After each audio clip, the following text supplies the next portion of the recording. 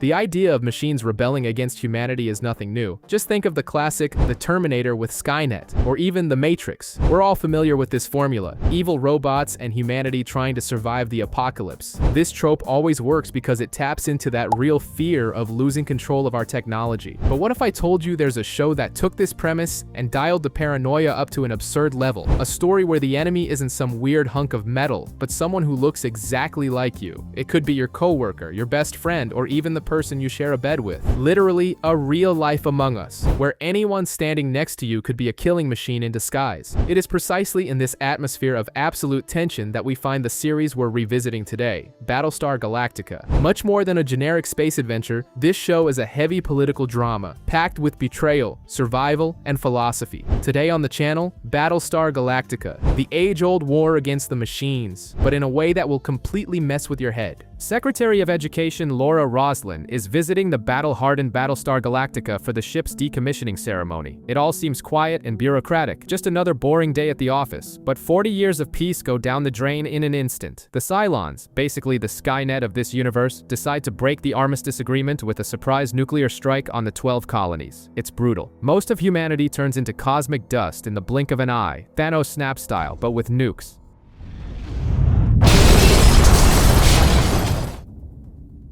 The human fleet is decimated because the Cylons planted malware in their defense systems. The ultimate irony: Gaius Baltar, a celebrity scientist and tech genius, unwittingly helped the enemy infiltrate the system because he was too busy being manipulated by a Cylon spy. The Galactica survives because it's an analog old warhorse, lacking the modern networked systems that were hacked. Commander William Adama takes military control of what's left, while Laura Roslin, who was on a civilian transport and narrowly escaped, becomes president of the 12 colonies, simply because everyone above her in the line of succession is dead. It's the ultimate promotion that nobody actually wanted. Adama goes full Rambo and wants to fight back, ordering all ships to rendezvous at Ragnar for a counterattack. Roslin, being more sensible, focuses on rescuing desperate civilians. On Caprica, the capital planet, things are chaotic. A Galactica Raptor lands for repairs, and Hilo makes the ultimate action movie sacrifice. He gives up his seat on the ship to the, unbeknownst to him, traitor Gaius Baltar, staying behind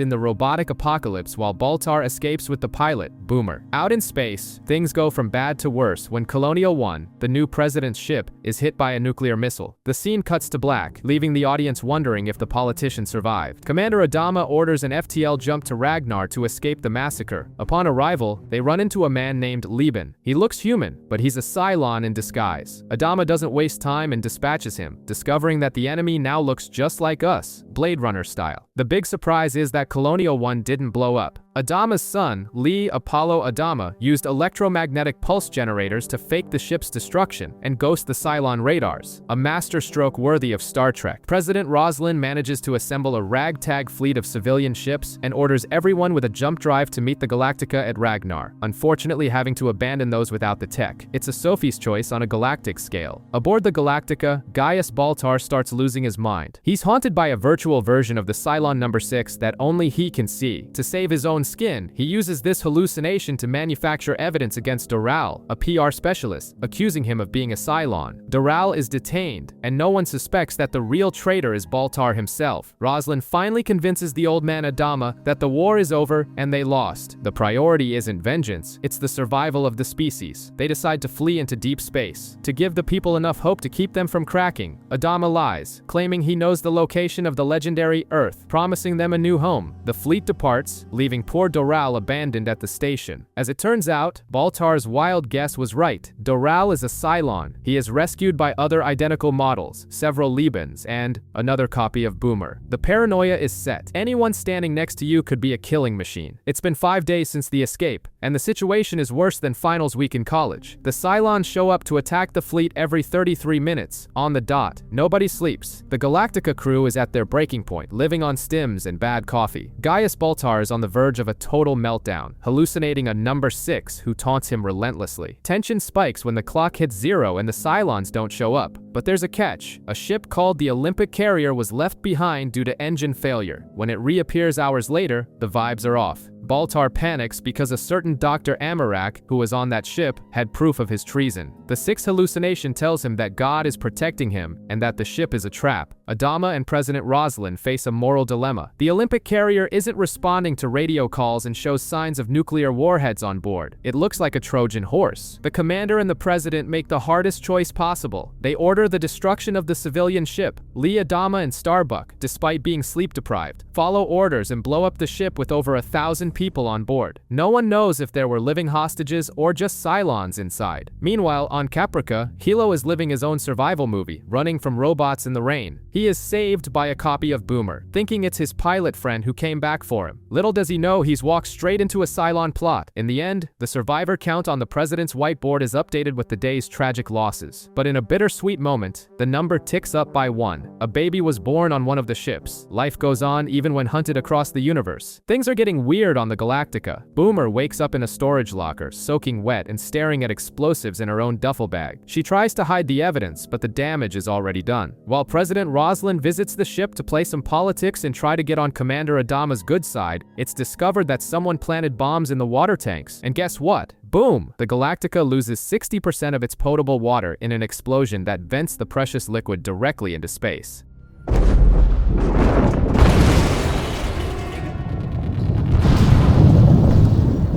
Now, on top of fleeing killer robots, the fleet has to deal with thirst, rationing, and the smell of a crew forbidden from showering or doing laundry. It's the perfect recipe for chaos. Paranoia hits an all-time high. Chief Tyrrell discovers that Boomer might be involved because of the missing explosives, but because he's in love, he decides to cover for her. You know the saying, love is blind? Here, it's also dangerous, and an accessory to sabotage. Baltar, still balancing genius with insanity, calculates that the fleet is screwed if they don't find water fast. And in the middle of this apocalypse, he still finds time to humiliate Starbuck in a card game and flirt with her, proving his ego is indestructible. Adama and Roslin share a rare moment of peace exchanging books, but tension returns as search teams head out to hunt for water. Boomer, fighting her internal sleeper Cylon programming, finds a planet with water. A Fight Club-style conflict erupts in her head. Her human side wants to save the fleet, while her robot side wants to blow everything up. At the last second, the good version wins, and she returns as a hero, still unaware she's the villain of the story. Oh, and on Caprica, Hilo still thinks the other Boomer came back for him out of love, not knowing he's just a lab rat in a Cylon experiment. If you thought this series needed a bit of Con Air, your prayers have been answered. They found water on an icy planet, but it's toxic and needs to be mined. And who gets the dirty work? Commander Adama wants to force the prisoners from the ship Astral Queen into slave labor, but his son, Lee Apollo Adama, and President Roslin think that's a bit fascist. Lee goes to the prison ship to negotiate for volunteers and runs into Tom Zarek, a famous terrorist who wrote revolutionary books and is idolized by many as a freedom fighter. The guy is charismatic and dangerous. Think Magneto without the powers. He immediately organizes a mutiny, taking Lee's team hostage. The situation spirals fast. While Zarek gives political speeches demanding democratic elections and the president's resignation, one of the prisoners tries to hurt Callie. But the girl isn't weak. She pulls a Mike Tyson, bites the guy's ear off, and shoots him in the gut. Lee takes advantage of the chaos, grabs a gun, and points it at Zarek's head. It's a classic Mexican standoff, but instead of pulling the trigger, Lee makes a deal with the devil. The prisoners will work if they are promised free elections. His father, Adama, is furious about all this democracy, but he accepts it. Back on the Galactica, Chief Tyrrell gets chewed out by Colonel Tai and is forced to break up with Boomer. Fraternization in wartime is just asking for trouble. To top it all off, President Roslin finally tells Lee she has terminal cancer, but swears him to absolute secrecy. The kid barely patched things up with his dad, and now he has to deal with the looming loss of the fleet's leader. Life on this show is relentless. What was supposed to be a celebration of a pilot's 1,000th deck landing turns into a tragedy straight out of Final Destination. A drone breaks loose from a ship's wing, tears across the hangar deck, and kills 13 pilots at once, wounding 7 more. A heavy blanket of mourning falls over the ship, and Starbuck is promoted to flight instructor because, well, there's almost no one left. The problem is, Starbuck's conscience is heavier than the Galactica itself. She's carrying the secret that she passed Zach Adama, the commander's late son, on his flight exam only because she was engaged to him, even though he was a terrible pilot. She blames herself for his death. This turns her into the biggest hard-ass instructor in history, failing all the recruits on day 1 just for breathing wrong. It's a total Top Gun vibe, minus the beach volleyball and with way more psychological trauma. Commander Adama confronts her, thinking it's just nerves, but Starbuck breaks and confesses the truth. She killed his son by letting him pass out of love. The revelation destroys the old man. He tells her to get back to work, but their father-daughter bond is hanging by a thread. Starbuck takes the recruits, the Nuggets, back into space for training. And of course, because nothing is easy,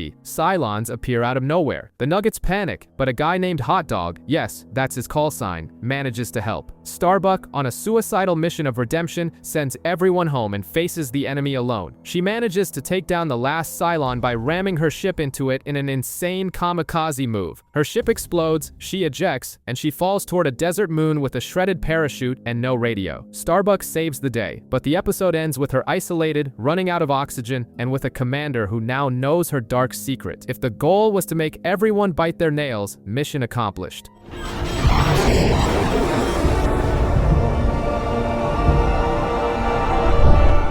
The search for the galaxy's toughest pilot becomes the top priority after the recruit Costanza is rescued and confirms that Starbuck survived the initial explosion. Commander Adama goes into full protective Papa mode. He ignores all military logic and safety protocols, ordering Vipers into the atmosphere of the Red Moon to find her. The problem is that Colonel Tigh and President Roslin, acting as the voices of reason, warn him that staying in one place and burning fuel is literally asking for a Cylon attack. Dr. Baltar, of course, spends his time complaining to his imaginary friend number 6, since scattering the civilian fleet to help the search leaves everyone vulnerable. But Adama doesn't care. He's consumed by guilt over Zach's death and refuses to let Starbuck die on his watch. Meanwhile, on the Red Moon, Starbuck is living a nightmare version of The Martian, but without the potatoes. She finds the Cylon ship she downed and discovers something bizarre. The ship isn't just a machine, it's organic. It has organs, blood, and guts. Basically, she's trapped inside a biomechanical monster. In a scene worthy of MacGyver, she uses the alien ship's oxygen tubes to breathe once her own suit's air runs out. On Caprica, the situation between Hilo and Boomer, the Cylon version he thinks is human, remains tense. They're in a The Last of Us vibe, hiding from killer robots while just trying to make it through the day. Hilo takes out 2 Centurions with pure firepower, proving his military training was worth something, but Boomer disappears for a while, leaving him in a panic. Back on the moon, time runs out. Fuel is critical, and President Roslin drops the truth bomb. Adama is risking all of humanity for personal feelings. Heartbroken, the old man finally calls off the search. The fleet prepares to jump, accepting that Starbuck is gone. But plot twist, a Cylon ship appears on radar coming from the moon. Apollo prepares to blow it out of the sky, but notices something strange about the flying style. And there it is, written in duct tape on the wing of the alien ship, Starbuck. Not only did she survive, she hot-wired a living enemy ship and flew her trophy home. It's the most triumphant return possible. The calm doesn't last long on the Galactica. A civilian boards the ship and starts wandering the corridors. Commander Adama and Colonel Tigh spot him and recognize him immediately. It's Doral, the PR specialist they left behind at a space station back at the start, thinking he was a Cylon. And bingo! The guy looks at them, reveals a suicide vest, and detonates himself in the middle of the hall. The suicide attack kills 3 people and sends the ship's security into a total panic. If a human-looking Cylon managed to get on board and blow himself up, who's to say your bunkmate isn't a toaster in disguise? It's real life Among Us. Enter Sergeant Hadrian, who becomes the head of an independent investigation. She turns the ship into an episode of Law and Order, interrogating everyone and turning the search for the guilty into a full-blown witch hunt. She sets her sights on Chief Tyrol and Boomer. The two have a weak alibi because they were off hiding and fraternizing, which is against military regs. But they can't admit it. Things get ugly when it's discovered that someone left a hatch open at the crime scene. Hadrian tightens the noose, accusing Tyrol of conspiring with the Cylons. To save the chief's skin, Specialist Sassinus lies and says he left the door open by mistake. He takes the fall, is jailed for negligence, and Hadrian's court is forcibly shut down by Adama when she tries to arrest the commander himself. The mood is grim. Tyrol avoids the treason charge, but he carries the guilt of seeing his friend imprisoned and breaks up with Boomer, unsure if she actually had anything to do with that open door. On Caprica, our post-apocalyptic soap opera continues. Hilo sees Boomer being dragged away by Centurions and, being the smitten hero, goes in and saves the damsel. What he doesn't know is that the other Cylons, a 6 and a Doral, are watching from the sidelines, manipulating his every move like a cruel reality show. In the end, President Roslin tells the public the whole truth. The Cylons now look like humans. She shows photos of Doral and Lieben so so everyone stays alert. Paranoia is officially the new normal. Dr. Baltar, our favorite scientist living on the edge of sanity, is having trouble in paradise with Imaginary Six, but things get real when he's called to the bridge and comes face to face with a woman identical to her. Blonde, tall, the whole deal. He thinks he's finally lost it and starts babbling until he realizes everyone else can see her. But this isn't his hallucination. It's a real woman named Shelley Godfrey, wearing glasses, a very Clark Kent level disguise, let's be honest. This Shelley woman accuses Baltar of treason, and it's not just gossip. She brings a disc with a surveillance photo showing Baltar carrying a bomb into the defense building on Caprica just before the nuclear attack. In the faceplate of the computer terminal, there's a reflection of the man's face.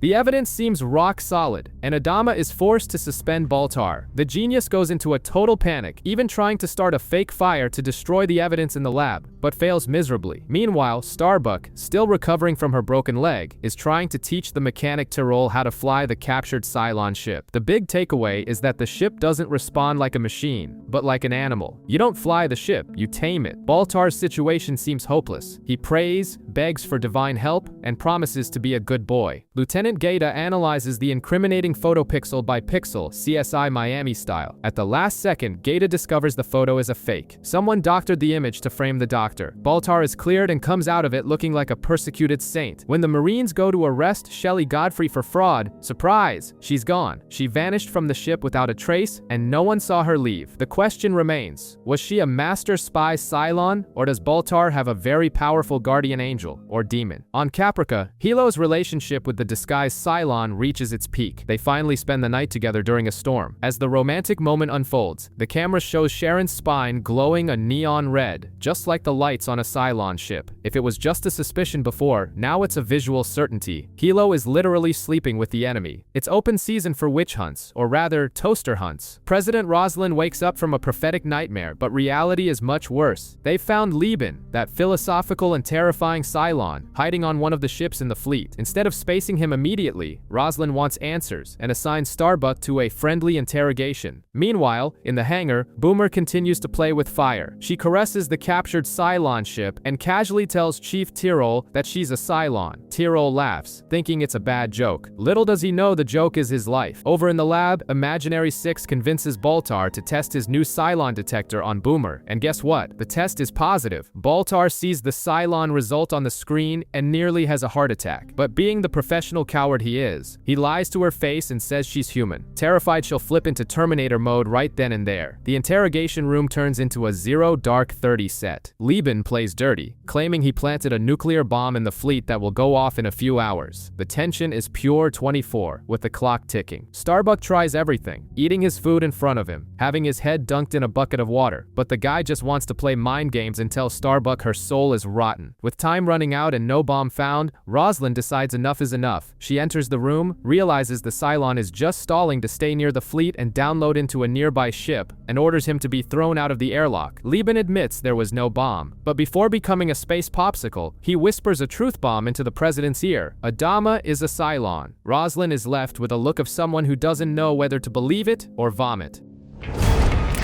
No! Stand up. Adama is a Cylon.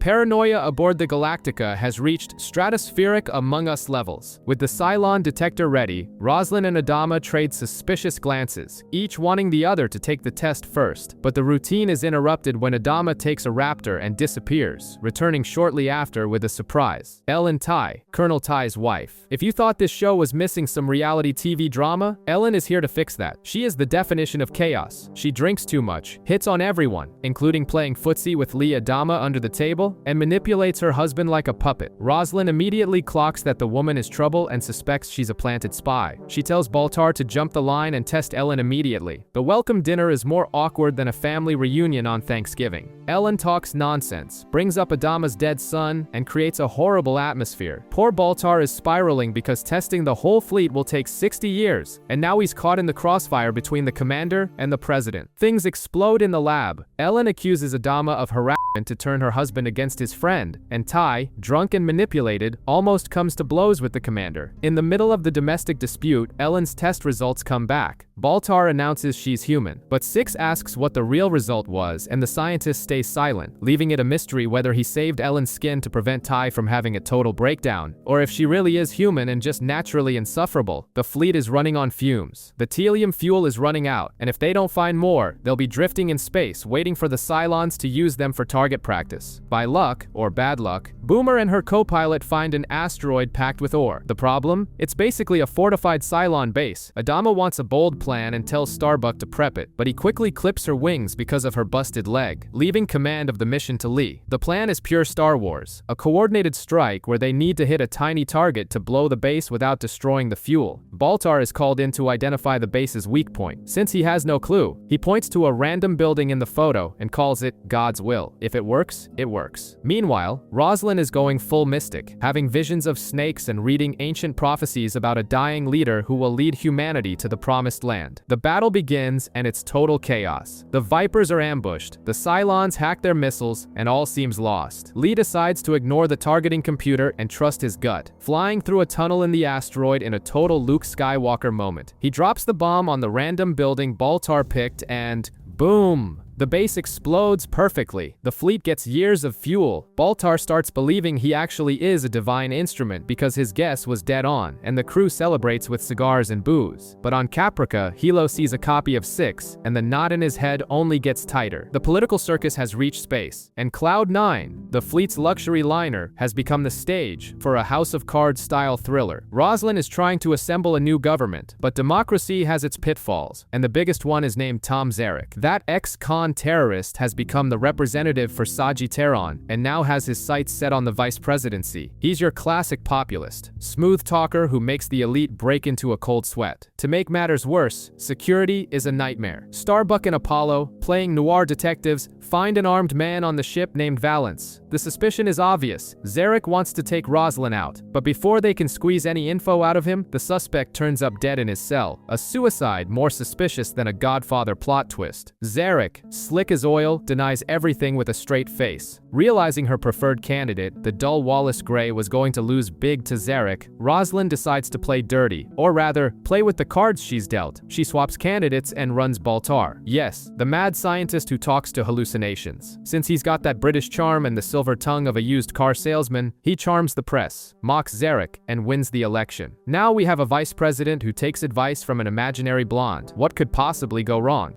I give you your new Vice President, Dr. Gaius Baltar!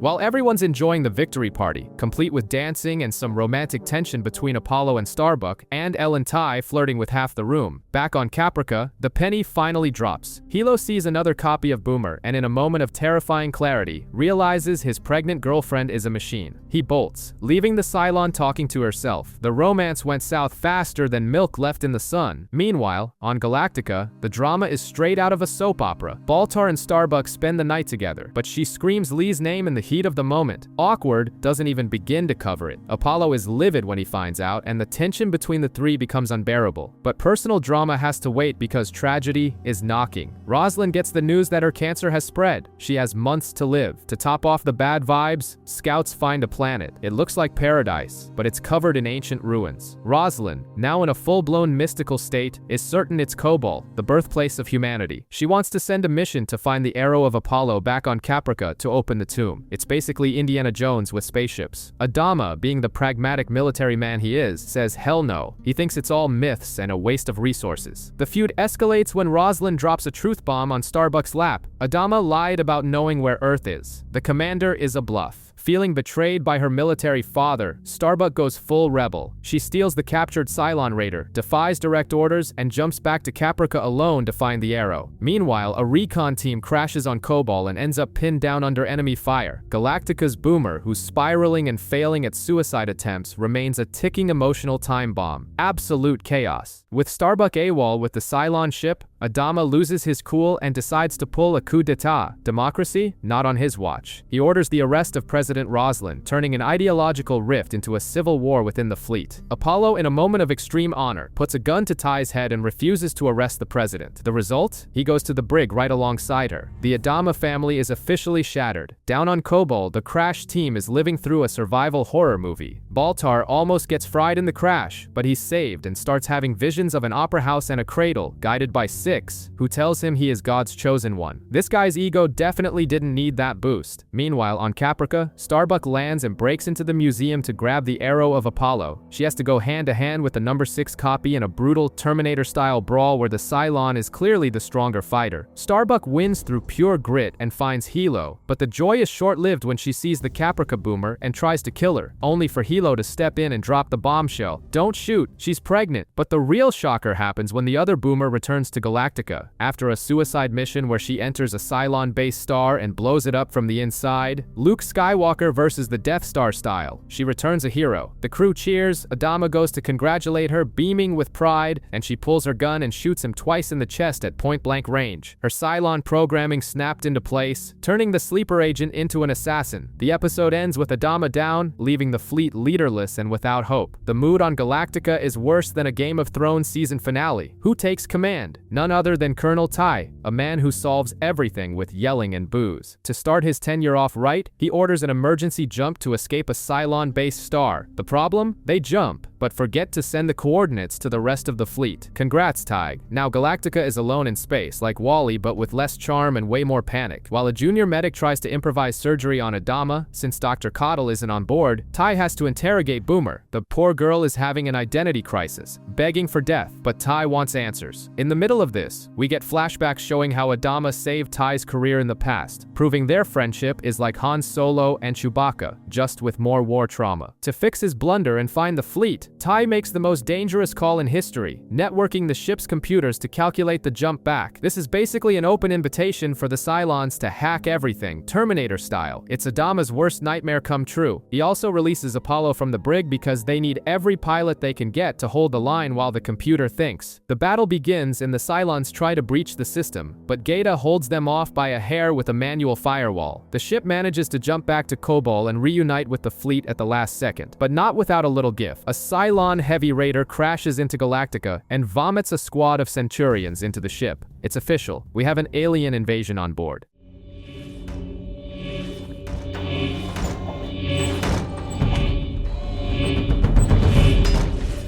Down on Kobol, it's full-on lost. Lieutenant Crashdown is a terrible leader, sending the crew on a suicide mission for medkits. Result? Poor Tarn becomes Cylon target practice and dies. And on Caprica, the relationship drama continues. Hilo stops Starbuck from killing the other boomer, but the Cylon takes advantage of the argument, steals Starbuck's ship, and leaves them both stranded in the apocalypse. If you like Die Hard, this is your moment. That Raider crash wasn't just a fender bender. It brought armored, very angry metal Centurions. The problem is, the crew takes forever to realize there are killer robots roaming the halls, thinking it's just a power failure. Apollo is down in the hangar, chilling with the pilots, when a Centurion appears and shreds a pilot named Flyboy. The party ends instantly, turning into a horror movie. The Cylon plan is simple video game villain logic: reach damage control and vent the crew into space, or hijack the ship's guns and fire on their own fleet. Gaeta is sweating bullets in the CIC trying to purge the system viruses, while Tai tries to coordinate the defense. Apollo puts together a makeshift squad with Marines and Cat, and they go toaster hunting. Along the way, they find Jammer hiding in fear and draft the poor guy on the spot. Meanwhile, President Roslin is moved from her cell for safety, along with Billy in a high-tension escort mission. They find Duala in shock after seeing people die, and Billy gets a gun, despite having the combat skills of a level 1 NPC. On Caprica, Starbuck and Hilo take a post-apocalyptic tour to her old apartment. It's a bit of end-of-the-world MTV Cribs, where she smokes a cigar, listens to music, and mourns her old life while Hilo tries to figure her out. Back to the action on Galactica, everything culminates in a hallway shootout. Apollo's team and Roslin's group converge in the same spot. The Centurions are unstoppable killing machines, but with explosive grenades and a lot of luck, the humans take the robots down. Billy even tries to fire and almost hits his own foot. But in the end, it works out, and he gets a kiss from Duala in the infirmary. The episode closes with Adama still in a coma, and Tai and Apollo trading barbs, making it clear that internal peace on the ship is impossible. On Kobol, the vibe is total Lord of the Flies. The survivors are suffering. Crashdown, who took command, is completely paranoid paranoid and incompetent. They discover the Cylons are setting up an anti-aircraft missile battery that will blow any rescue ship out of the sky. Chief Tyrrell, who actually understands tactics, suggests a smart plan to take out the targeting system, but Crashdown wants to do it the hard way. A suicidal frontal assault, Call of Duty veteran style, using the deaths of Tarn and Sossinus as emotional leverage to justify his stupidity. Baltar, still having visions of Six, who tells him he's going to be a father, fueling his messianic ego, warns that this is going to end badly, and it does. At the moment of truth, Callie freezes in fear and can't move forward. Crashdown snaps, puts a gun to her head, and threatens to execute his own soldier. In a twist no one saw coming, Baltar, yes, the cowardly, selfish scientist, grabs a gun and shoots Crashdown in the back. He saves Callie and becomes the unlikely hero of the day.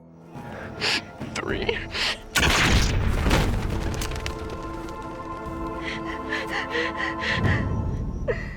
Tyrrell manages to destroy the target, rescue Raptors arrive, and everyone agrees to lie about their crazy leader's death. On Galactica, Dr. Caudle finally returns and saves Adama's life in surgery. But the political crisis is on fire. President Roslin is in her cell suffering from withdrawal from her meds, having mystical delusions. Ty, now drunk on power and actual booze, is manipulated by his wife Ellen, the Lady Macbeth of space, into letting the Quorum of 12 see Roslin in this pathetic state to discredit her. The plan backfires spectacularly. Roslin, even while high on withdrawal, plays the religion card and convinces the Quorum that she is the prophesied leader who will take humanity to Earth. Instead of looking crazy, she looks like a holy martyr. Ty is livid at the insolence, dissolves the democratic government, and declares martial law. Basically, democracy is over, and a military dictatorship has begun. Well done, everyone. Chaos reigns in the fleet, and Colonel Ty is managing the crisis with all the subtlety of an elephant in a china shop. With martial law in effect, the civilians are pissed because food and coffee are running low. Ty sends Marines to the ship Gideon to seize supplies by force and, well, the worst-case scenario happens. The soldiers open fire on unarmed civilians. It's a protest-turned massacre, and 4 people die for nothing. Congrats, Ty. You just became the most hated dictator in space. Seeing the ship is sinking, Roslin and Apollo decide the brig isn't for them. With a little help from Duwala and Racetrack, they pull a prison break, escape the ship, and go into hiding with, who else? Tom Zarek. The ex-terrorist becomes a bestie out of political convenience. Meanwhile, Ty throws Chief Tyrrell into the brig with Boomer in a bizarre attempt to see if he's a toaster too. He tells Baltar to run a test, but the scientist, slicker than a greased pig, decides to play 4D chess. He pretends to poison Tyrrell to force Boomer to talk. The tactic works, and she drops a bomb. There are still 8 Cylon models in the fleet. Baltar clears Tyrrell's name but keeps that number 8 intel for his personal file of paranoias. Down on Caprica, Starbuck and Hilo run into the human resistance, led by Sam Anders. We get the classic Mexican standoff with guns pointed everywhere, Tarantino style. How do they resolve it? They talk sports. Nothing unites humanity more than arguing over game stats, proving that no Cylon would waste time memorizing who won the '98 Cup. Back on Galactica, Adama wakes from his coma, groggy but still the leader everyone respects. Ty admits he screwed up, and Adama surprisingly gives his friend a pass, but the mood sours for good when they try to transfer Boomer to a special cell. A crowd forms shouting shame. And out of nowhere, Callie, yes, the quiet mechanic, channels her inner Jack Ruby and guns Boomer down in the middle of the hall. The Cylon dies in Tyrrell's arms, swearing eternal love, leaving everyone shocked by the public execution. The situation on Caprica turns into a nightmare, straight out of The Handmaid's Tale. After a botched Cylon ambush where the Resistance tries to steal a ship, Starbuck is shot and wakes up in a hospital that has "trap" written all over it. The doctor, suspiciously nice, says Anders is dead and starts some creepy talk about her needing to donate her ovaries for the good of humanity. The place is too clean, too quiet, and has that psychological horror vibe where you just know the tea is drugged. Meanwhile, on Galactica, Adama is back in command and greeted with cheers, but the joy is short-lived. He finds out Roslin is playing political chess and using religion to steal half his fleet. Tom Zarek tries to convince Apollo to trash-talk his father on the radio, but the Captain America of space has limits. Roslin then plays the Holy Prophetess card again to convince the faithful to head for Kobol. Back at the Hospital of Horrors, Starbuck realizes the doctor knows her nickname, something he shouldn't know. The penny drops. The doctor is a Cylon. In a Kill Bill moment, she kills him with a shard of broken mirror and goes exploring. She finds other human women hooked up to life support machines, being used as living incubators. It's peak disturbing. She grants a prisoner's mercy request and pulls the plug, causing a blackout. The escape is insane. Starbuck goes hand-to-hand with a number 6 using a fire extinguisher as a weapon and bolts for the exit. Just when it looks like the Centurions are going to turn turn her into Swiss cheese, aerial rescue arrives, and the pilot is none other than the Caprica version of Sharon, the good boomer, who shreds the robots and saves the day.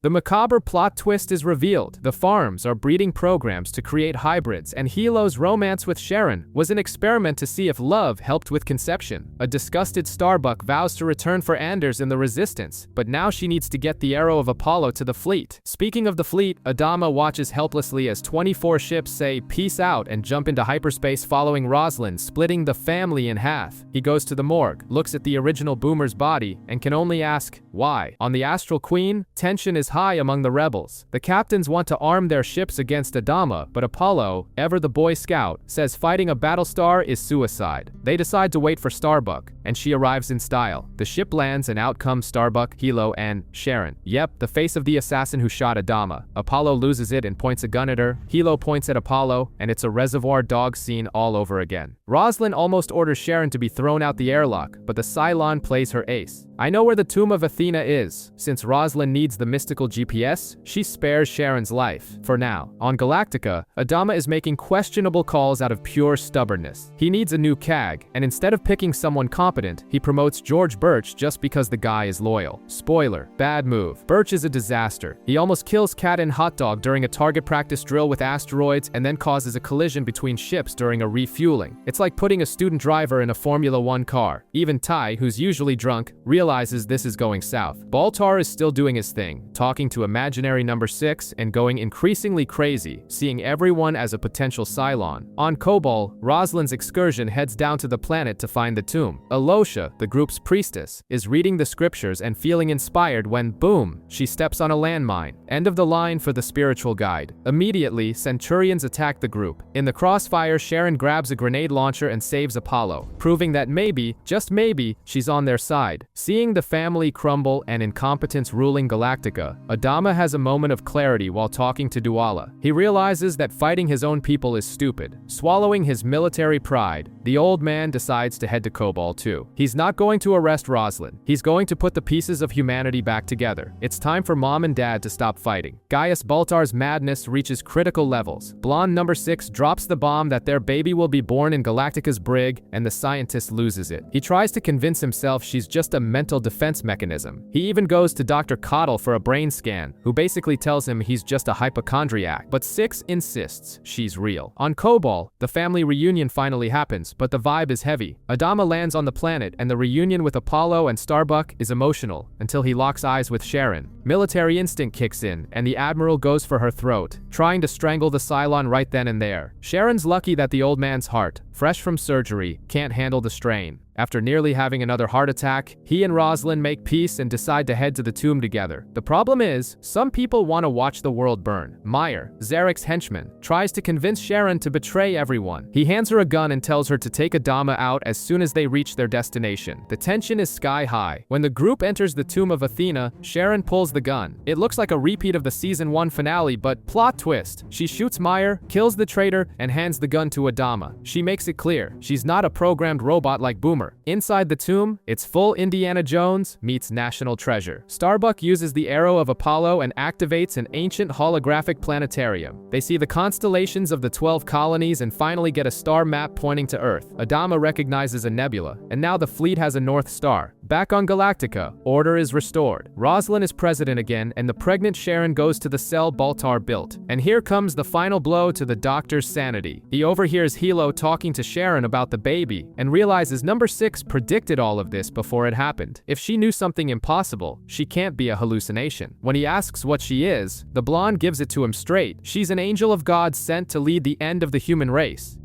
Are you, exactly? I'm an angel of God sent here to protect you. To what end? To the end of the human race.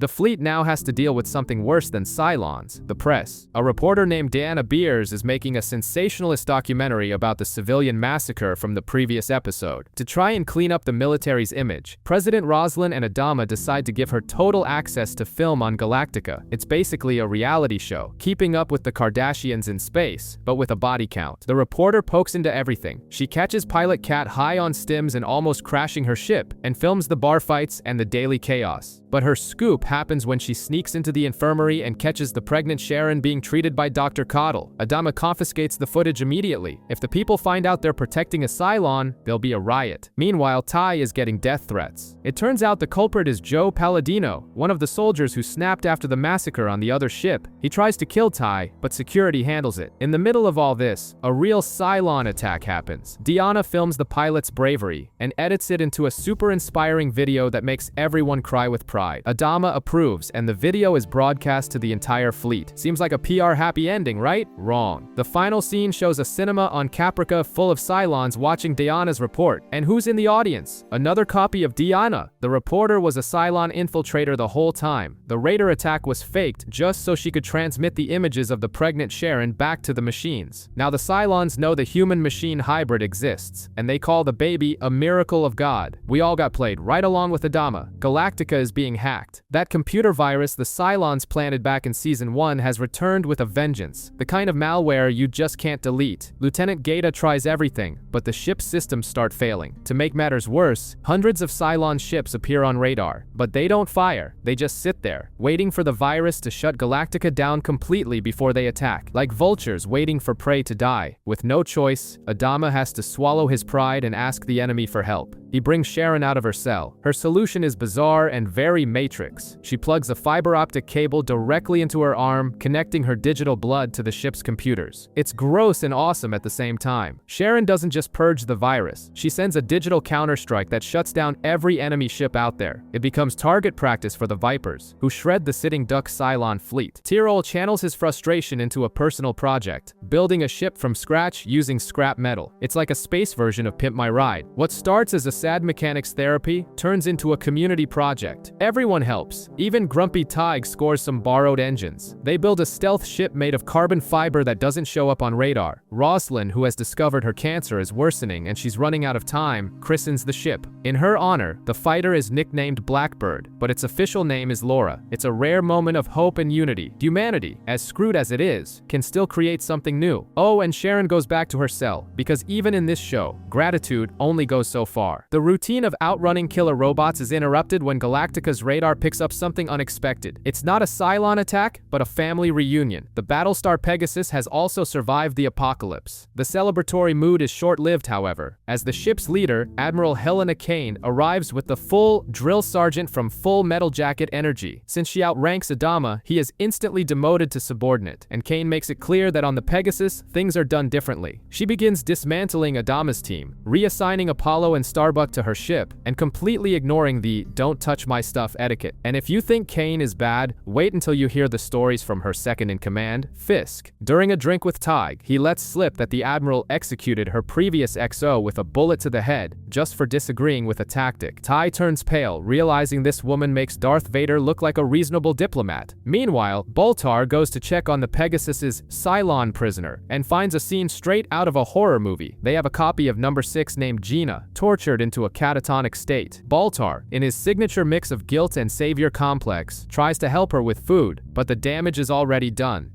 Hello? Oh.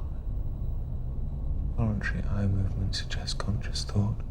The situation finally boils over when the Pegasus's sadistic interrogator, Thorn, decides to visit Sharon in her cell on Galactica to apply the same disgusting methods. Hilo and Tyrol arrive just in time to save Sharon, and in the ensuing brawl, Thorn is accidentally killed. Accident or not, Admiral Kane isn't interested in a trial. She sentences Hilo and Tyrol to immediate death for treason. Adama, who has had enough of her arrogance, decides that no one dies today. He scrambles his Vipers to rescue the men by force. Kane responds by launching her own Vipers. The episode ends in a high-stakes space-Mexican standoff. Vipers versus Vipers. Humans on the brink of killing each other while the Cylons are likely watching with a bucket of popcorn. The confrontation in space is tenser than a championship penalty shootout. No one fires because at the last second, Starbuck arrives flying the Blackbird, the stealth fighter made of scrap. With photos of the Cylon fleet, the intel she brings forces a truce. Admiral Kane and Adama lower their weapons and meet on Colonial 1, where President Roslin has to play the kindergarten teacher breaking up a schoolyard fight. They decide to postpone Hilo and Tyrol's execution to focus on a bigger prize, the Resurrection ship. This ship is essentially the Cylons' cloud server. If they destroy it, the robots lose their save game. If they die, they stay dead. It's humanity's golden opportunity. Kane is impressed by Starbuck's boldness and promotes her, but behind the scenes, the politics turn sinister. Fisk tells Tig that the civilian fleet the Pegasus initially found was pillaged. Kane stripped them for parts, recruited those who were useful, and left the civilians' families to die in the vacuum. She is, quite literally, a Mad Max villain in a Navy uniform. Roslin, already suspicious, warns Adama that Kane is too dangerous to remain in power. Adama agrees and orchestrates a Godfather-style hit. Once the battle against the Cylons is over, Starbuck is to put a bullet in Kane's head. The problem? Kane has the exact same idea. She orders Fisk to kill Adama as soon as victory is declared. It's a chess game where both kings have ordered the other's assassination, and everyone is smiling and shaking hands while sharpening knives behind their backs. Meanwhile, in the Pegasus brig, Gina just wants to die. She begs Baltar to end her suffering, but he keeps up his usual talk about having a grand plan to solve everything. The atmosphere behind the scenes is heavy. Starbuck and Apollo prepare for the assassination, but it's clear Apollo isn't comfortable with the idea of a military coup. The battle against the Resurrection ship begins, and it is a stunning visual spectacle. Apollo uses the Blackbird to disable the enemy ship's FTL drive, but he ends up colliding with a Raptor. The carbon fiber plane disintegrates, and Apollo ejects, drifting in space with a leaking oxygen tank, very much like Gravity, until he is rescued near death. Ultimately, the plan works. The Resurrection ship explodes, and the Cylons lose their immortality. Then comes the moment of the double betrayal. Starbuck has her hand on the trigger, waiting for Adama's signal, and the Pegasus Marines are aiming at Adama, waiting for Kane's. But in a rare moment of conscience, or mutual cowardice, neither gives the order. The tension dissipates, weapons are lowered, and everyone goes back to being friends. However, karma never misses. Baltar, tired of being manipulated by the imaginary Six and pitying the real Gina, releases the prisoner and hands her a weapon. Gina infiltrates Kane's quarters and, in a Kill Bill-style moment of vengeance, kills the Admiral with a point-blank shot before escaping. At Kane's funeral, Fisk becomes the new commander of the Pegasus, and everyone pretends she was a hero. Hilo and Tyrol are released and return home. With 2 Battlestars now under his command, Roslin promotes Adama to Admiral. The old man, who nearly died 10 times this season, accepts the rank and kisses the president, finally sealing the ship everyone was waiting for. Humanity won the battle, got rid of the mad dictator, and gained an extra ship. Not bad for a hell of a week. The situation in Galactica's sickbay is like a dramatic episode of Grey's Anatomy. President Roslin is on her deathbed, and Dr. Cottle discovers something bizarre in Sharon's baby's blood. The child, being a human-Cylon hybrid, has unique platelets. Laura, in national security above all mode, decides they can't take any chances with the pregnancy, as it could pose a threat. Hilo and Sharon go ballistic and form a physical barricade at the sickbay door, ready to throw down with anyone who tries to enter. That's when Baltar, guided as always by his imaginary number 6, who swears the baby is theirs, plays the hero. He convinces everyone that the baby's blood isn't poison, but the cure for Roslin's cancer. And wouldn't you know it, it works. In a Vampire Diaries twist, they inject the baby's blood into her, and the cancer vanishes within days. During her recovery-induced delirium, we see flashbacks of Roslin before the war, proving she was always tough as nails and was even involved with President Richard, showing she's always had a taste for power. Meanwhile, the fleet is suffering from internal sabotage. A group called Demand Peace is tired of the war and wants peace with the killer robots, which sounds like a terrible idea. Adama pretends he's going to negotiate with their leader Royan, but has him arrested on the spot. But peace doesn't come with handcuffs, and the group bombs a fuel ship to make their point. Baltar, never missing a chance to make the wrong choice, visits Gina, the Pegasus 6, on the ship Cloud 9. She is leading leading the pacifist resistance from the shadows. He tries to hit on her, gets brutally rejected, and discovers that Rosalind left a letter stating she never trusted him. With his ego bruised and manipulated by the six in his head, Baltar makes the biggest blunder of the series so far. He takes the nuclear warhead Adama gave him ages ago, like a backyard Oppenheimer, and gives it to Gina as a gift. Now, a traumatized Cylon has an atomic bomb in the middle of the civilian fleet. What could possibly go wrong?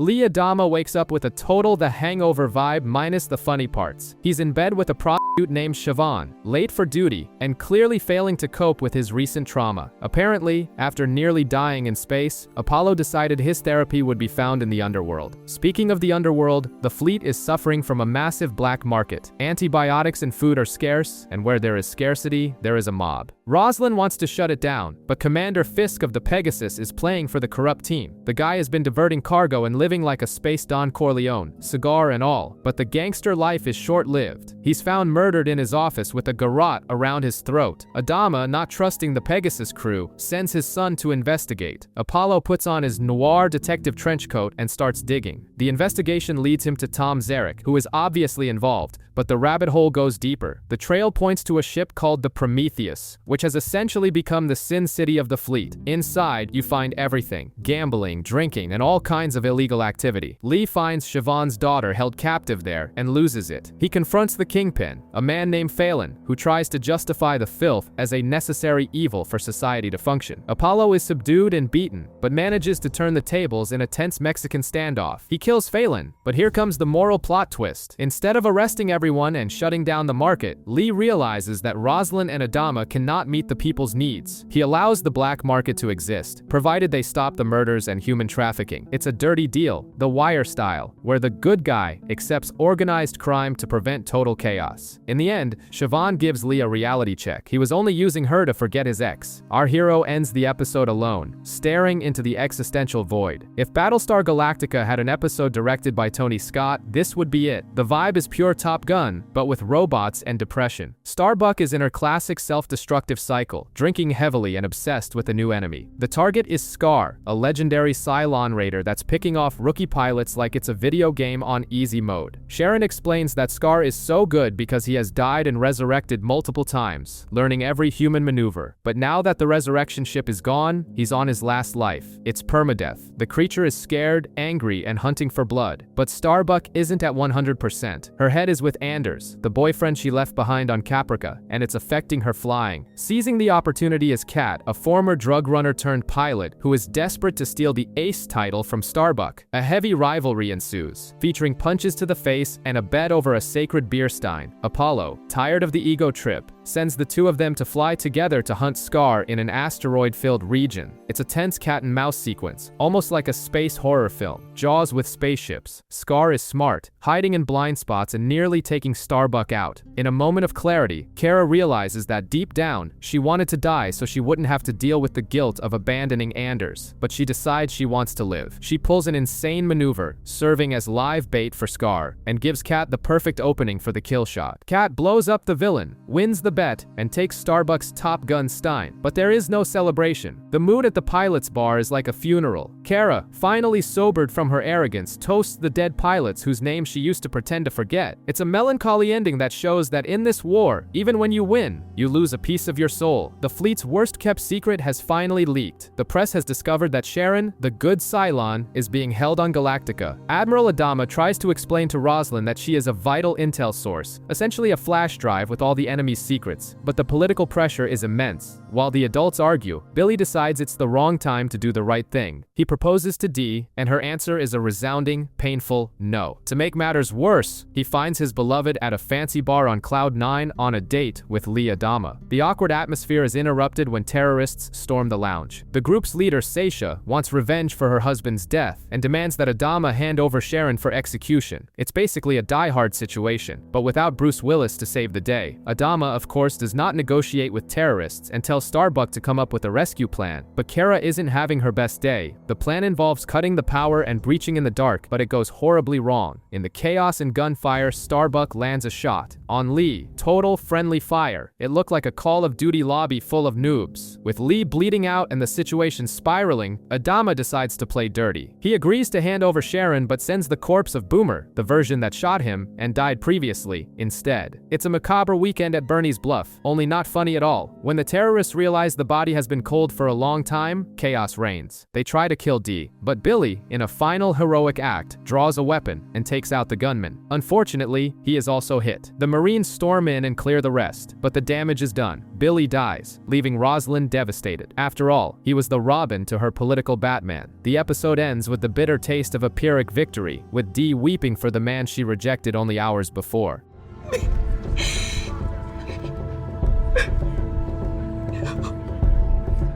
The Pegasus is under new management, and Commander Garner is the kind of insufferable boss you'd see in The Office, but without the jokes. He's an engineer who was promoted too fast and thinks managing a warship is just like fixing an engine. He micromanages everything and treats the crew like spare parts. Apollo, now his XO, tries to keep things together, but Garner has a deep-seated hatred for Starbuck and her rebellious streak. Meanwhile, 2 Raptors go missing during a training exercise in a binary system, and Garner, in his infinite arrogance, assumes it's just incompetence and ignores the possibility of a trap. On Galactica, a political crisis worthy of House of Cards unfolds. A girl sneaks aboard seeking asylum to get an abortion, which infuriates the religious fundamentalists from Geminin. Rosalind needs their votes for the upcoming election, but she also doesn't want to betray her liberal principles. Baltar, smelling opportunity like a shark smells blood, realizes he can use this to turn the political tide. Back on the Pegasus, Garner's stubbornness leads the ship straight into a Cylon ambush. 3 base stars appear out of nowhere and start hammering the Pegasus. With the ship being torn apart and the engines failing, Garner finally realizes he's not fit to be a commander. He leaves the bridge to Apollo and heads down to engineering to fix an air leak personally. He manages to save the ship, but suffocates in the process. A tragic redemption for a man who was simply in the wrong job. Apollo takes command, saves the day, and is officially promoted to commander of the Pegasus. In the end, Rosalind pulls a brilliant and cynical political maneuver. She publicly bans abortion to appease the religious right, but ensures the girl's procedure is done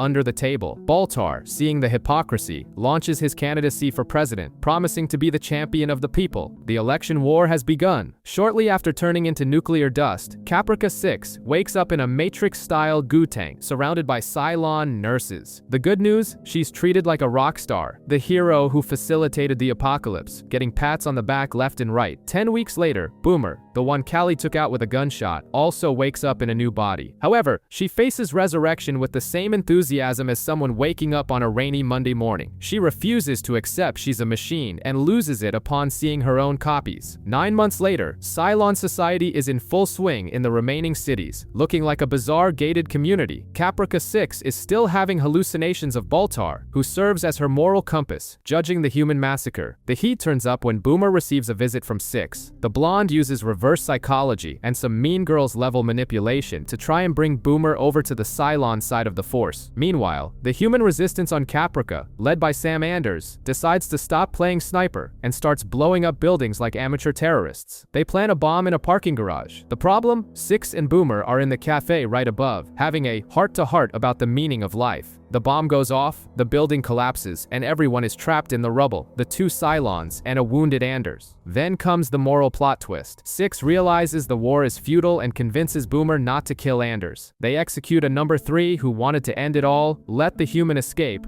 and decide to start a social revolution within the machine empire. Basically, they've turned into robotic hippies. On the Galactica, the drama is medical and political. Sharon, Athena, has her baby, but Rosalind decides to pull a cold House of Cards move. She fakes the infant's death to protect her from Cylon spies. Dr. Coddle hands a stillborn baby to a grieving Sharon, while the real daughter is given to a random adoptive mother, Maya. Poor Baltar, who tried to defend the child, is devastated, thinking he failed, while the Galactica sails on carrying this dirty secret. Election fever is burning through the fleet, and Baltar is in the pits, convinced he's going to lose big to the schoolteacher. He's more demoralized than Jeb Bush in the primaries. Meanwhile, Starbuck puts together a suicide rescue team to head back to Caprica and save Anders. It's the kind of do-or-die mission only she would take on. On the Galactica, Chief Tyrol is losing his mind. He's dreaming about killing himself and ends up beating Callie after a rough night of night terrors. To cope, He goes to confession with a priest named Cavill. The priest is foul-mouthed and ironic, telling Tyrol to stop whining to the gods and fix his own life. Little does Tyrol know the irony behind that spiritual counseling. The game changer happens by accident. A pilot named Racetrack gets lost and stumbles upon a habitable planet hidden in a nebula. The place is gray, cold, and damp, but the air is breathable. Rosalind sees it as a poor, temporary camp, but Baltar sees a golden opportunity. In a live debate, Baltar plays his trump card. He promises the immediate colonization of New Caprica, selling the dream of homeownership on a safe planet, far from the Cylons. It's pure populism. The people, tired of living in spacefaring tin cans, buy into the idea instantly. Zarek realizes they've won the election right then and there. Rosalind tries to argue that stopping the flight is a death sentence, but the people want solid ground, even if it's on a planet that looks like Seattle on a bad day. The rescue team reaches Caprica under heavy fire. They find the resistance, but end up surrounded by Centurions and cut off from their ships. The situation is dire, with shrapnel flying everywhere, and it looks like the rescue mission is about to become a collective obituary.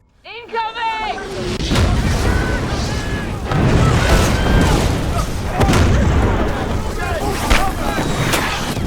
After 18 hours of tension on Caprica, the Cylons simply leave. Starbuck doesn't understand why, but she takes the opening to rescue everyone and head back to the fleet. However, she brings back a dangerous souvenir. Among the rescued is Brother Cavill. When Tyrol sees the priest on the ship, he loses it and alerts security. Guess what? There's another Cavill already locked in a cell. This spiritual counselor is a Cylon. Even worse, he brings a message of peace. He claims Six and Boomer convinced the machines that the war was a mistake and they're going to leave humanity alone. No one really buys this "we need some space" talk, but fear hangs in the air. Election day arrives, and Rosalind, knowing Baltar will lead humanity to ruin, tries to steal the ballot boxes. She, Duala, and Colonel Tig rig the votes, but Adama, with his unshakable honor, discovers the fraud. He confronts Rosalind and says he won't let his command begin with a lie. The result? Baltar is elected president. The first thing he does, he kisses the hand of the terrorist Gina and ignores security warnings. As a thank you, Gina detonates a nuclear warhead, vaporizing the ship Cloud9 and several others, killing thousands. Hard cut to 1 year later. We discover that New Caprica has turned into a muddy shantytown. Baltar has turned the presidential office into a messy brothel, ignoring the people's problems, while Rosalind has gone back to teaching in a makeshift schoolhouse. Adama and the military crews are orbiting the planet, bored with ships falling apart. Starbuck married Anders, who is sick and without meds. Tyrol has become a union leader, and Callie is pregnant. Everything seems miserable but stable until the radar pings. The entire Cylon fleet appears in the sky. They detected the radiation from the nuke Gina blew up a year ago. With no way to fight, Adama makes the hardest decision of his life. He orders the Galactica and the Pegasus to jump, abandoning the population on the planet. Baltar, a coward to the end, surrenders immediately to the Cylons. The episode ends with Centurions marching through the mud of New Caprica and Starbuck promising the fight is just beginning. Humanity is trapped under the Cylon regime, and Colonel Tai is paying the highest price. He's been imprisoned, repeatedly tortured, and they even plucked out his eye, leaving the old man looking like a Bond villain or a very, very angry Nick Fury. And his wife Ellen? Well, she's doing what she does best, negotiating sexual favors with one of the Cylons to get her husband out of jail. And it works, because apparently even robots have their weaknesses. Meanwhile, Starbuck is living a Groundhog Day nightmare, but the horror version. Lieben has her trapped in a mock apartment, trying to play house. The problem is that every time she kills him, and she's done it 5 times already, he just comes back in a new body, all zen, claiming they are destined to be together. It's the most toxic relationship in the galaxy. Up in the fleet, the mood is just as grim. Admiral Adama is stressed, and his son Lee has completely let himself go. Lee has gained weight, is out of shape, and depressed, looking like Fat Thor from Avengers Endgame. The pilots are exhausted from training for rescue plans that always fail, and the family drama between Adama Sr. and Jr. is more tense than a Succession season finale. On the ground, the resistance is in high gear. Tai gets out of jail bloodthirsty and takes command, demanding suicide attacks. They use a high-tech communication system, flipping a dog bowl in front of a tent. The mysterious informant flips the bowl to signal if a target is on site. The target is Baltar, who is acting as a Cylon puppet during a graduation ceremony for the human traitor police. But a classic comedy of errors ensues, only with explosives. The informant, revealed to be Gaeta, flips the bowl to say, "Don't attack, Baltar isn't coming." But Deanna, a curious Cylon, sees the bowl and flips it back just because of her OCD. The Resistance thinks the signal is green. The suicide bomber, Duck, goes into the ceremony thinking he's taking Baltar with him, but only blows up a bunch of traitorous cops. The blast is huge, but the primary target escaped. After the suicide bombing, the Cylons decide the gloves are off and shift into full dictatorship mode. Colonel Tai, now officially the most radical leader in history, wants to keep the suicide bombers going, but the Resistance begins to question if blowing people up is the best HR strategy. In the apartment of horrors, Lieben tries a new tactic to win over Starbuck. He brings in a child, Casey, and spins a wild tale. "Look, it's your daughter? Remember that time at the farm?" Starbuck tries to stay tough and ignores the kid, but when the girl falls down the stairs and gets hurt, maternal instinct kicks in and she starts to pray. It's exactly what the Cylon wanted, to force an emotional bond. The political situation completely collapses. The Cylons order the human police to round up 200 suspects for summary execution. On the death list are former President Roslin, Zarek, and Callie. Baltar, who by now is just window dressing in the office, tries to refuse to sign the execution order, but the Cylons have no patience. They put a gun to his head and force him to sign. He's so broken he gives in, proving he's the weakest leader in sci-fi history. Ellen Tai continues to be the weakest link. Brother Cavill, who is a sadistic Cylon, blackmails her. Either she gives up the location of the Resistance meeting with the fleet contact, or her husband goes back to the torture rack. Desperate, Ellen spills everything. This leads to a heavy ambush. Athena, the good Sharon, flies down from space to coordinate the rescue, but the Cylons already knew and arrive guns blazing. In the chaos, as the prisoners are being led to the firing squad, Jammer, a human cop we thought was a total traitor, has a crisis of conscience. Masked, he releases Callie and tells her to run. She flees with the sound of gunshots in the background in a moment of absolute tension.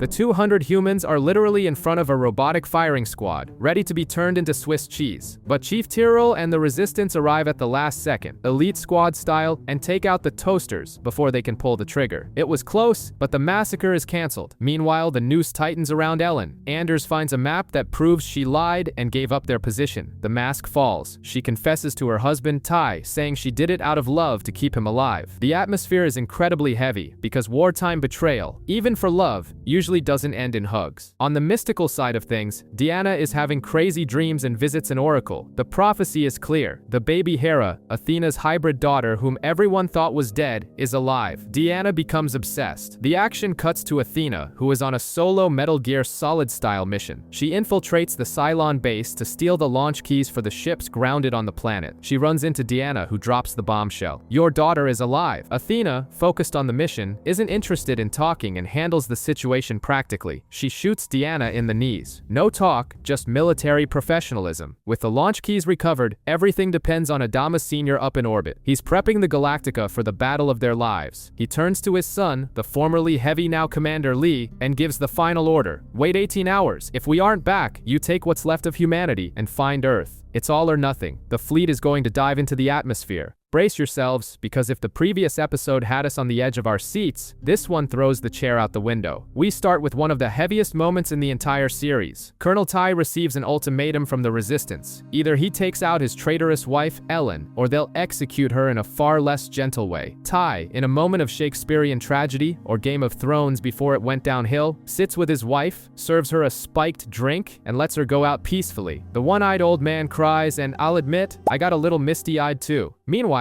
in space, Admiral Adama decides it's time to make history. The Galactica executes the most insane maneuver ever seen in science fiction, something that would leave Han Solo speechless. The ship jumps inside the planet's atmosphere, falling like a flaming brick while spitting out vipers in every direction to cover the people's escape on the ground. It's absolute chaos. The ship is groaning, and Adama has a poker face like he's playing cards with death and winning. They jump back to space seconds before hitting the deck. Down below, the Resistance is blowing everything up. Anders invades the Cylon complex and frees Starbuck, who finally gets her revenge on Lieben by knifing him and rescuing little Casey. Baltar, meanwhile, is in a real bind. Gaeta holds a gun to his head when they discover the Cylons plan to detonate a nuke to wipe humanity off the map as they leave. Salvation comes from an unexpected place. They find baby Hera, and Deanna is so fascinated by the child that she calls off the demolition. She takes the baby, but at least the city doesn't turn into radioactive dust. In space, the Galactica is getting hammered by 4 base stars and is about to become scrap metal. That's when Leodama, defying his father's orders to flee, returns with the Pegasus for the rescue. And friends, what a sacrifice. He evacuates the ship and rams the Pegasus, the armored beast, literally into a base star. The explosion is so colossal, it takes out another enemy ship with it. The Pegasus is gone, but she saved the entire fleet. In the end, there's a bittersweet reunion. The people celebrate Adama as a mythological hero, carrying the old man on their shoulders. But for Starbuck, the fall is hard. She discovers Casey isn't her daughter. It was just another of Liban's sick mind games. And Rosalind receives the false news that Hera died during the evacuation, unaware the child is alive and in the hands of the machines. The dust has settled. The fleet escapes New Caprica, but if you think it's all peace and love, you're dead wrong. The mood is more tense than an HOA meeting. Tom Zarek, pulling a master political move, briefly takes the presidency just to hand it back to Rosalind, securing himself the VP spot. Pure politics. But the real problem is happening behind the scenes. Zarek creates a secret tribunal called the Circle, and guess who's on it? Ty, Tyrol, Anders, and company. Their mission is simple and brutal: summarily judge and execute anyone who collaborated with the Cylons during the occupation. It's basically a government-sanctioned death squad. They grab people at night, read their files, and toss them out an airlock. No lawyers, no jury, just vengeance. Even poor Jammer gets caught in the gears. Things get ugly when Gaeta ends up in their sights. Ty hates the guy with a passion, thinking he was Baltar's right-hand man. Starbuck, whose PTSD is screaming louder than a jet turbine, joins the Circle in place of Anders, who quit because he couldn't take the killing anymore, and votes for Gaeta's death, her heart full of hate. They take Gaeta to the airlock, and Starbuck starts psychologically torturing him, wanting him to beg. That's when the plot twist hits. Gaeta mentions the dog bowl he used to pass intel to the Resistance. Tyrol connects the dots instantly. Frack, it was him. Gaeta was the secret informant the whole time, and the group almost killed the only guy who helped them from the inside. Tyrol lets him go, and the weight of shame hits the group hard. Rosalind discovers this mess and puts a stop to it. She declares a general amnesty. Basically, look, everyone did terrible things to survive. Let's stop killing each other, or the Cylons won't even need to come back. It's a forced reset, but a necessary one. Oh, and speaking of Cylons, Baltar is living with them now, and the Robot Council is voting on whether he lives or dies. The vote is tied, and it all depends on number 6. The ultimate traitor keeps failing upward. It seems the trauma of the occupation has left everyone broken. Starbuck is insufferable, flying like a suicidal maniac and crashing Vipers during drills, which leads Lee to kick her out of the cockpit. Inbound!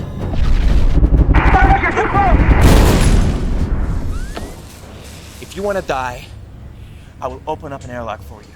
She and Ty have become the toxic back-of-the-class duo, drinking and criticizing everyone who didn't suffer on New Caprica. Adama has to step in and chew them out. In a moment of breakdown, Starbuck chops off her own hair and tries to reconnect with Casey, but the little girl and her real mother want nothing to do with her. On the other hand, we have a baptism of sorts. Sharon finally earns her own call sign, Athena. It's her way and the show's way of saying she's not Boomer. She's a new person, loyal to the fleet. It was about time we stopped confusing the two. Meanwhile, Gaeta, whom everyone now knows is a good guy, returns to work and discovers a clue to Earth, the Lion's Head Nebula. But the main plot of this episode is worthy of a pandemic thriller. The Cylons find an ancient probe floating in space and bring it aboard. The result? A biological virus. Yep, the robots get sick. It's a plague that affects their organic components and prevents the download of consciousness upon death. In other words, permanent death for the immortals. Baltar, trying to save his own skin, as always, volunteers to investigate the infected ship. He discovers the probe is an ancient booby trap set to kill Cylons. When one of the 6 copies discovers he knew the risks, Baltar kills the poor woman so she can't tell the others. The man has no limits. In the end, the colonial fleet stumbles upon the infected Cylon ship drifting in space. Athena and Racetrack find the site, and now humanity has a potential biological weapon against their exterminators. The war just changed levels. The Galactica finds a drifting base star that looks more like a haunted house on Halloween. Apollo leads a boarding party and discovers the ship is basically a giant morgue. The Cylons are dying from a mysterious disease, proving that not even machines escape biological viruses. It's like War of the Worlds, where invincible aliens are defeated by germs. Only here the humans want to weaponize it. They find an ancient device, a probe, that seems to be the source of the infection. Meanwhile, on the Cylon side, Baltar is having the worst day of his life. Number 3 and Caprica 6 suspect he knew about this virus and said nothing. The result? Torture. But since Baltar is the king of dissociation, his mind escapes to that mental paradise beach with Head 6, turning physical torture into a spiritual and erotic delirium. The man is being beaten in the real world while discussing theology and making love in his head. It's the strangest and most efficient defense mechanism in the galaxy. Back on the Galactica, Dr. Coddle confirms the virus is lethal to Cylons, but harmless to humans. Lee Adama has the brilliant idea to turn this into tactical genocide. He wants to execute the Cylon prisoners near a resurrection ship, so the virus uploads and decimates the entire robotic race. It's a move worthy of a Marvel villain, but he argues it's necessary. Someone who's not down with this is Hilo. As the fleet's moral Captain America and husband to a Cylon, he believes exterminating an entire race is crossing the line. Athena, of course, agrees. A tense debate breaks out between Adama and Roslin, and the president, channeling her inner Walter White, authorizes the biological strike. When the fleet jumps into attack position, ready to infect the Cylon network, they discover the prisoners are already dead in their cells. The plan fails before it can begin. The culprit? Hilo sabotaged the air system and suffocated the prisoners before they could be used as bioweapons. Adama knows what happened, but decides to sweep it under the rug, declaring the case closed. The episode ends with the confirmation that the probe is a marker for Earth, meaning in the mad dash through space, both humans and Cylons are following the same map. Things get tense when a Cylon raider appears requesting sanctuary, and the voice on the radio is that of a ghost. It's Lieutenant Daniel, a pilot Adama thought had been dead for years. The man lands and the mood shifts into a Cold War spy thriller mixed with the Manchurian Candidate. Bulldog claims he miraculously escaped, but the truth is much dirtier and involves skeletons in the Admiral's closet. Adama has to come clean to Lee and tells a story he wanted to forget. Years ago, on a top-secret mission before the war, Adama intentionally shot down Bulldog's ship to prevent him from being captured and causing a diplomatic incident.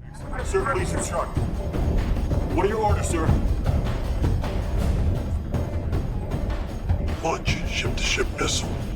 Now. In other words, our hero Admiral has the blood of one of his own on his hands, and carries the guilt of believing this mission was the catalyst for the Cylon attack that destroyed the colonies. Lee is shocked to see his father isn't so infallible after all. Meanwhile, Starbuck, who has an eagle eye for drama, notices in the footage that the Cylons let Bulldog escape on purpose. It's obviously a trap. The machine's plan was simple: return the traumatized pilot, let him find out he was betrayed by Adama, and wait for him to kill the old man out of rage. And it almost works. Bulldog snaps, ties Adama up, and starts beating the Admiral. Who shows up to save the day? Colonel Ty, proving that even one-eyed and drunk, he is the most loyal friend anyone could have. He convinces Bulldog that he's being used by the Cylons. The pilot comes to his senses and stops the attack. In the end, Adama tries to resign, feeling he no longer deserves to lead the fleet. Roslin, with the patience of a teacher dealing with a dramatic student, refuses the resignation, and even gives him a medal, saying the fleet needs a hero even if he feels like trash. Adama accepts the burden and, in a classic final scene, sits down to drink with Ty, rekindling the most dysfunctional and necessary friendship in the series. Welcome to the Interstellar Fight Club. To blow off the steam built up after the events of New Caprica, the crew of the Galactica decides to settle their scores in an improvised boxing ring, where rank means nothing. It's the perfect excuse for everyone to vent their rage without facing a court-martial. The narrative weaves between the present-day matches and revealing flashbacks of the lost year on New Caprica, and the drama is intense. We finally discover why the atmosphere between Apollo and Starbuck has become so toxic. In the ring, Adama challenges Chief Tyrol. Driven by pure hatred, Tyrol pummels the Admiral, holding him accountable for every leadership failure during the occupation. Adama takes a brutal beating but remains strategic. He lets Tyrol strike to show he understands the crew's pain, while sending a clear message: the peace and love phase is over, and military discipline is back. The main event, however, is Apollo versus Starbuck. Flashbacks show that during a drunken night on New Caprica, the two finally confessed their feelings. There were shouted declarations of love and promises to leave it all behind, the kind of romantic comedy script we all love. But the next morning,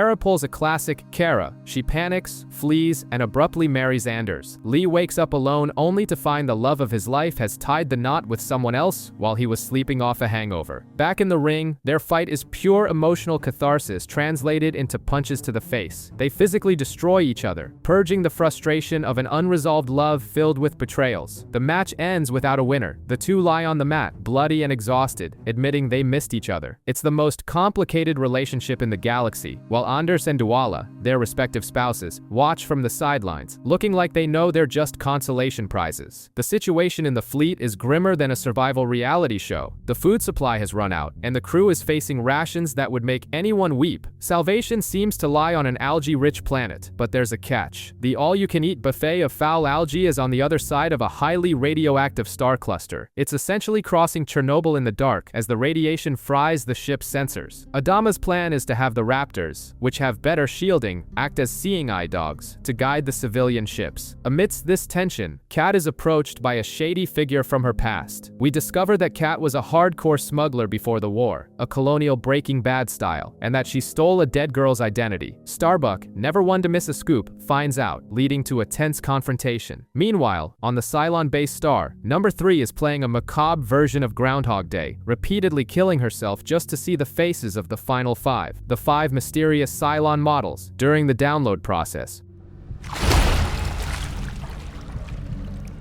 Intelligence. In the eye of the husband, of the eye of the cow.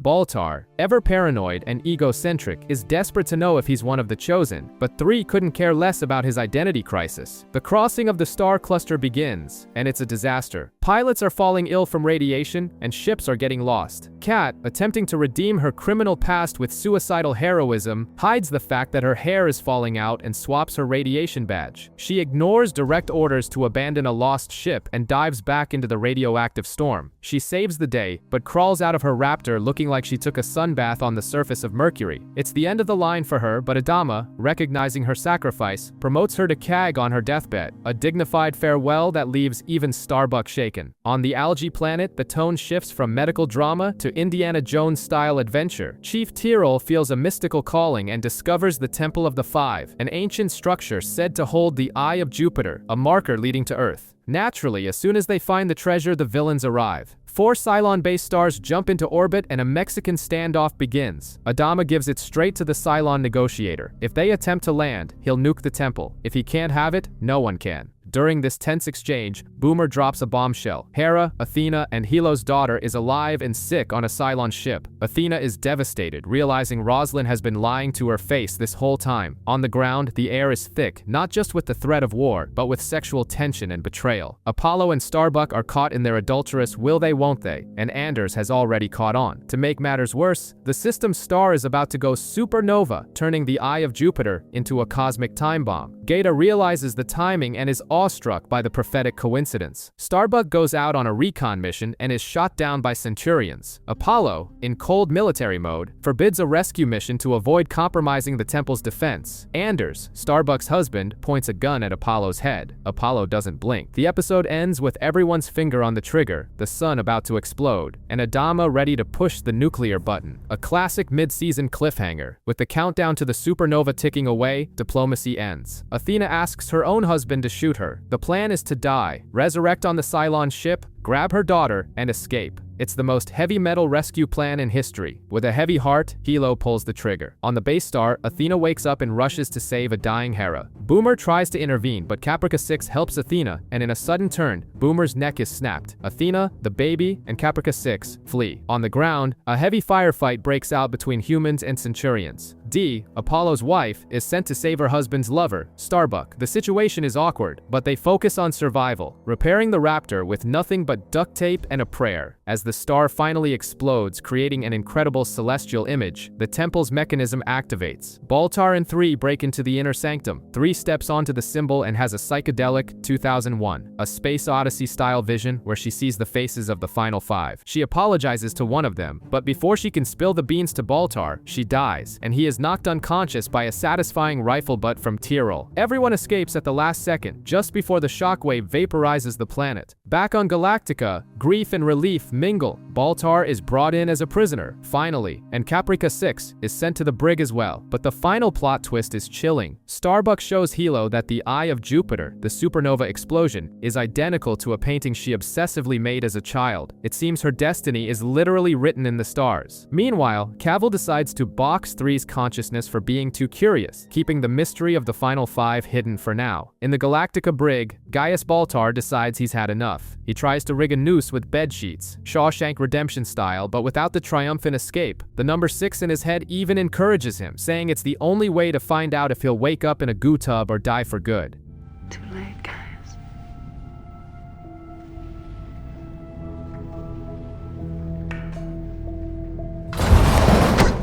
But at the 11th hour, security saves him. He wakes up having torture hallucinations, but it's just the medical team performing CPR. Bad day. Meanwhile, social life on the ship gets an upgrade. Apollo introduces Joe's Bar, an improvised pub in the hangar that feels like Cheers, but with depressed pilots. Speaking of depression, Apollo's relationship with Dee is hitting rock bottom. She knows the marriage is a sham and that he only has eyes for Starbuck. Apollo gets hammered and passes out, proving to be the husband of the year. Roslyn and Adama grow tired of playing nice and get aggressive with Baltar. First, they try force feeding, then they move on to powerful hallucinogens, a Clockwork Orange style. Under the influence, Baltar goes on a terrifying bad trip where he confesses he only wanted to find out who the final 5 were, but swears he isn't a traitor. Adama halts the chemical interrogation before the scientist overdoses. In the meantime, Apollo and Starbuck have a painful drunken talk about what would happen if we left our partners. Apollo, completely lost, returns to the bar, drinks even more, trips, and loses his wedding ring on the dirty floor. The scene of him kicking boxes, searching for the ring, is his emotional rock bottom. The tension explodes when Gaeta is allowed to visit Baltar in his cell, with the brass hoping the nice guy assistant can squeeze out some info. Big mistake. Baltar, playing the provocateur, reveals he knows Gaeta was the resistance informant on New Caprica and whispers something in his ear that makes Gaeta snap. The young man pulls out a pen and stabs Baltar in the neck with John Wick levels of fury. Adama has to rush in and knock Gaeta out to prevent a murder. In the end, Roslyn tries to convince Caprica 6 to testify against Baltar, but the Cylon throws it back in her face, saying humans can't be trusted. The atmosphere is heavy, and the trial promises to be a circus. Galactica has turned into an improvised refugee camp, and the vibe is worse than a public hospital waiting room during a pandemic. The hangar deck has been nicknamed Dogsville, filled with Sagittarian civilians, a group that doesn't believe in modern medicine. To make matters worse, the doctor in charge is Dr. Robert, a man who despises this group and treats everyone with the contempt of a Grey's Anatomy villain. The episode focuses on Hilo, who remains the fleet's only moral compass. He notices that Dr. Robert's patients are dying too quickly, including a boy named Willie. The boy's mother accuses the doctor of murder, but no one believes her because Sagittarians are labeled as dramatic. Hilo tries to bring the allegations to Adama and Ty, but Colonel Ty defends the doctor tooth and nail, basically saying, "He's my friend and you're married to a toaster, so shut up." Hilo's response? A magnificent punch to Ty's face. It was, without a doubt, the most satisfying moment of the season, straight out of Rocky. Meanwhile, a bizarre moment occurs between Athena and Caprica 6. They try to connect, but 6 starts seeing the imaginary Baltar and kisses the air, leaving everyone around her feeling secondhand embarrassment. The hospital situation reaches a breaking point when Duala falls ill. Dr. Robert tries to stop Hilo from taking her, acting like he owns the place. Hilo raids the office, steals the files, and confronts Dr. Coddle, arguing that it's statistically impossible for so many people to die of natural causes. Coddle finally does his job, runs a toxicology report on the dead boy, and discovers Dr. Robert was injecting poison into people he deemed useless to save medicine for proper citizens. The racist doctor is arrested, Hilo saves the day, and Adama apologizes. At least someone learned something today. It's maintenance day in the fleet, and boredom gives way to personal drama and life or death stakes, Gravity style. Admiral Adama is dealing with ghosts from the past on his wedding anniversary. He has visions of his ex-wife, who appears to remind him that he always loved his job more than his family. It's a painful mental domestic dispute. While Adama suffers in silence, the problem couple, Tyrrell and Callie, enter an airlock to perform repairs on the hull. They start arguing about their relationship at the worst possible time. A mechanical failure traps them inside, and oxygen begins to leak. What was supposed to be a quick fix turns into a claustrophobic disaster movie. Adama and Apollo rush to the CIC. The inner door is jammed, and the window is too reinforced to blow without killing the couple inside. The only solution is insane. Blow the outer hatch, eject them both into the vacuum of space, and hope a raptor catches them before they freeze or explode. It's the kind of plan that only works in action movies. Parallel to this, Rosalind decides Apollo needs a hobby and drops law books in his lap, wanting him to help organize Baltar's trial. Apollo, who until now only knew how to fly and drink, starts reading his grandfather's books and flirts with the idea of becoming the Better Call Saul of space, though he initially refuses the offer. Back to the suspense. Adama gives the order. The hatch blows. Tyrell and Callie fly out into the absolute darkness. Apollo and Starbuck pilot the Raptor in a surgical maneuver and rescue the two in the final seconds.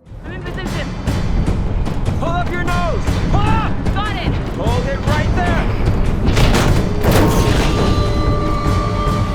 The couple survives but ends up battered in the infirmary. After the near disaster, Adama and Rosalind share a sweet moment talking about living in a secluded cabin, proving they are the series' most stable, unofficial couple. The episode ends with Adama putting away his ex-wife's photo and moving on. Things are starting to heat up, and it's not because of a Cylon attack. Racetrack is piloting a Raptor when out of nowhere, the engine fails catastrophically, nearly turning the presidential ship into flaming scrap metal. The investigation points to tainted fuel, leading Rosalind to have a very unfriendly chat with the refinery manager. The guy is pure sarcasm, stating the workers are tired of living in squalor while the rest of the fleet lives in luxury. It's basically Les Miserables, but in space and smelling of grease. The problem is bigger than it looks. A clandestine communist manifesto is circulating, written by none other than Gaius Baltar. The book, My Triumphs, My Mistakes, is spreading like school gossip, preaching class struggle. Rosalind is furious and sends Chief Tyrell to settle the mess at the refinery. Even Callie, Tyrell's wife, is reading the book and questioning why those born in the wealthy colonies stay rich while those from the sticks stay in the mud. A V for Vendetta revolutionary vibe is in the air. Rosalind visits Baltar in prison to seize the manuscript. She subjects him to a strip search, and Six appears in Baltar's head to tell him, hold your ground and maintain your dignity. It's an awkward moment, but Baltar hands over the pages as Rosalind mocks his attempt to pose as a man of the people. At the refinery, Tyrell sees that the problem goes deep. Working conditions are subhuman, 19th century factory style. Workers are disappearing with vital machine parts, and Tyrell, realizing there's no easy fix, decides to go all in. He shuts down production. The chief has officially become a labor leader. This puts Admiral Adama at a level of nuclear rage. He threatens to have Callie shot for mutiny if Tyrell doesn't end the strike. It's Adama in General Zod mode, showing that democracy ends when the fuel runs out. Tyrell, left with no choice, stands down but manages to negotiate a work rotation and training scheme. The episode closes with a Karate Kid moment. Tyrell promotes the Grease Monkey Celix to pilot, fulfilling the girl's dream and proving that sometimes striking works. Starbuck is living a waking nightmare, Inception style, but with much more emotional trauma. She starts having dreams about Lieben and a colorful mandala that resembles the Eye of Jupiter. To make matters worse, she sees her abusive mother in visions and decides to visit an oracle in the fleet's underworld. The seer drops some terrifying truths about her destiny and her mother, leaving the pilot more paranoid than a psychological horror protagonist. During a patrol in a gas giant, Starbuck swears she sees a Cylon raider. She enters an insane pursuit, Top Gun if Maverick were on mushrooms. The problem is, no one else sees the enemy ship. She dives into a radioactive storm, nearly dies, and returns home swearing she clipped the ship, but her Viper doesn't have a scratch. Everyone, including Apollo and Adama, starts to think she's losing her mind. Apollo tries to support her and offers to be her wingman on the next sortie, but Starbuck's mind is a mess. She blacks out in the cockpit and enters a spiritual journey guided by Lieben. He takes her to the past, to the moment she abandoned her dying mother. It's a brutal therapy session. She relives the fights and her mother's final moment, finally managing to forgive the old woman and herself. When she wakes up, she's plummeting toward her death in the planet's storm. Apollo screams over the radio for her to eject in a desperate scene, but Starbuck, now at peace and saying, "They're waiting for me," decides not to pull the handle. The Viper explodes.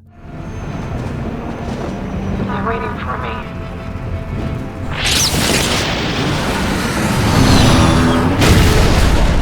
Apollo is in total shock on the comms. She's gone. The episode ends with Adama devastated, smashing the model ship he was building, in one of the series' heaviest moments of grief. Grief for Starbuck is heavy, with a drunk Anders falling off Vipers and Apollo lost in life, but the show must go on, and Rosalind draws the lots for the judges of Baltar's trial. Ironically, Adama is picked, and to start off on the wrong foot, Baltar's lawyer dies in an explosion. Someone is playing terrorist in the fleet. Enter Romo Lampkin, the new defense attorney. The guy is a real character, wears sunglasses indoors, carries a pet cat, and has an eccentric Better Call Saul vibe. Apollo is assigned as his security since he's grounded. Lampkin begins preparing the defense and plays mind games, even stealing objects from people like a sophisticated kleptomaniac. Things heat up when another bomb is found, this time on the Raptor meant to transport the lawyer. Callie, in a fit of prejudice, accuses Athena of being the traitor just because she's a Cylon, creating a horrible atmosphere in the family. But Apollo's investigation reveals the culprit is Captain Kelly, a veteran officer who wanted to stop the trial at all costs. It's a classic Law and Order plot twist. With the case solved, Adama wants his son back in the cockpit, but Apollo, inspired by Romo Lampkin and tired of being just an obedient soldier, throws in the towel. He decides to hang up his uniform and join Baltar's defense team. Adama is furious, leading to a father-son disappointment on a Star Wars level. Apollo is now officially a lawyer, ready to defend the most hated man in the universe, while placing Starbuck's photo on the memorial wall to say a final goodbye. The cosmic asylum is officially open, and everyone is having visions. In Dreamland, Rosalind and Athena share the same Inception-style nightmare, chasing baby Hera through a bizarre opera house. Meanwhile, in the real world, or the closest thing to it, Ty and Anders start hearing ghost music that no one else can hear. You know that annoying ringing that won't stop? It's like that, but in stereo. But the focus now is the trial of the century, making the O.J. Simpson case look like a playground scuffle. The prosecution wants Gaius Baltar's head, but his lawyer, Romo Lampkin, is channeling his best Better Call Saul energy. The man is a genius of chaos. When the crowd screams, he uses it to argue that this isn't justice, it's mob vengeance. Things get ugly when Ty takes the witness stand. Romo manipulates the old drunk with mastery. The colonel ends up confessing he killed his own wife, Ellen, flushing his credibility down the drain. To make matters worse, he starts shouting for them to turn off the music that only exists in his head, looking like Grandpa Simpson on a bad day. The result? His testimony is scrapped. Rosalind also gets caught in the crossfire. Lee Adama, who betrayed his family to become a lawyer, forces the president to admit she's using hallucinogenic medication because of her cancer. Her credibility plummets faster than a failing company's stock. Admiral Adama is livid with his son for humiliating their friends, and Lee, in a moment of late-teen rebellion, resigns from the fleet. His wife Dee can't take the drama anymore and leaves him. Lee lost his job, his father, and his wife in the same day. Way to go, champ. While the soap opera unfolds in court, the real danger knocks at the door. The Cylon fleet arrives in force, tracking them via the refinery ship. Chaos is unleashed. Ty is losing it over the music, Rosalind is discredited, and the toasters are ready for the kill. The mysterious soundtrack is going viral in everyone's heads. Now it's not just Tig and Anders. Chief Tyrol and Tori have joined the party and are hearing the same melody. It's as if they're tuned into the same pirate radio station. Meanwhile, Rosalind and Athena's collective trip in the opera house gets a VIP guest. The imprisoned Caprica 6 dreamed the same thing.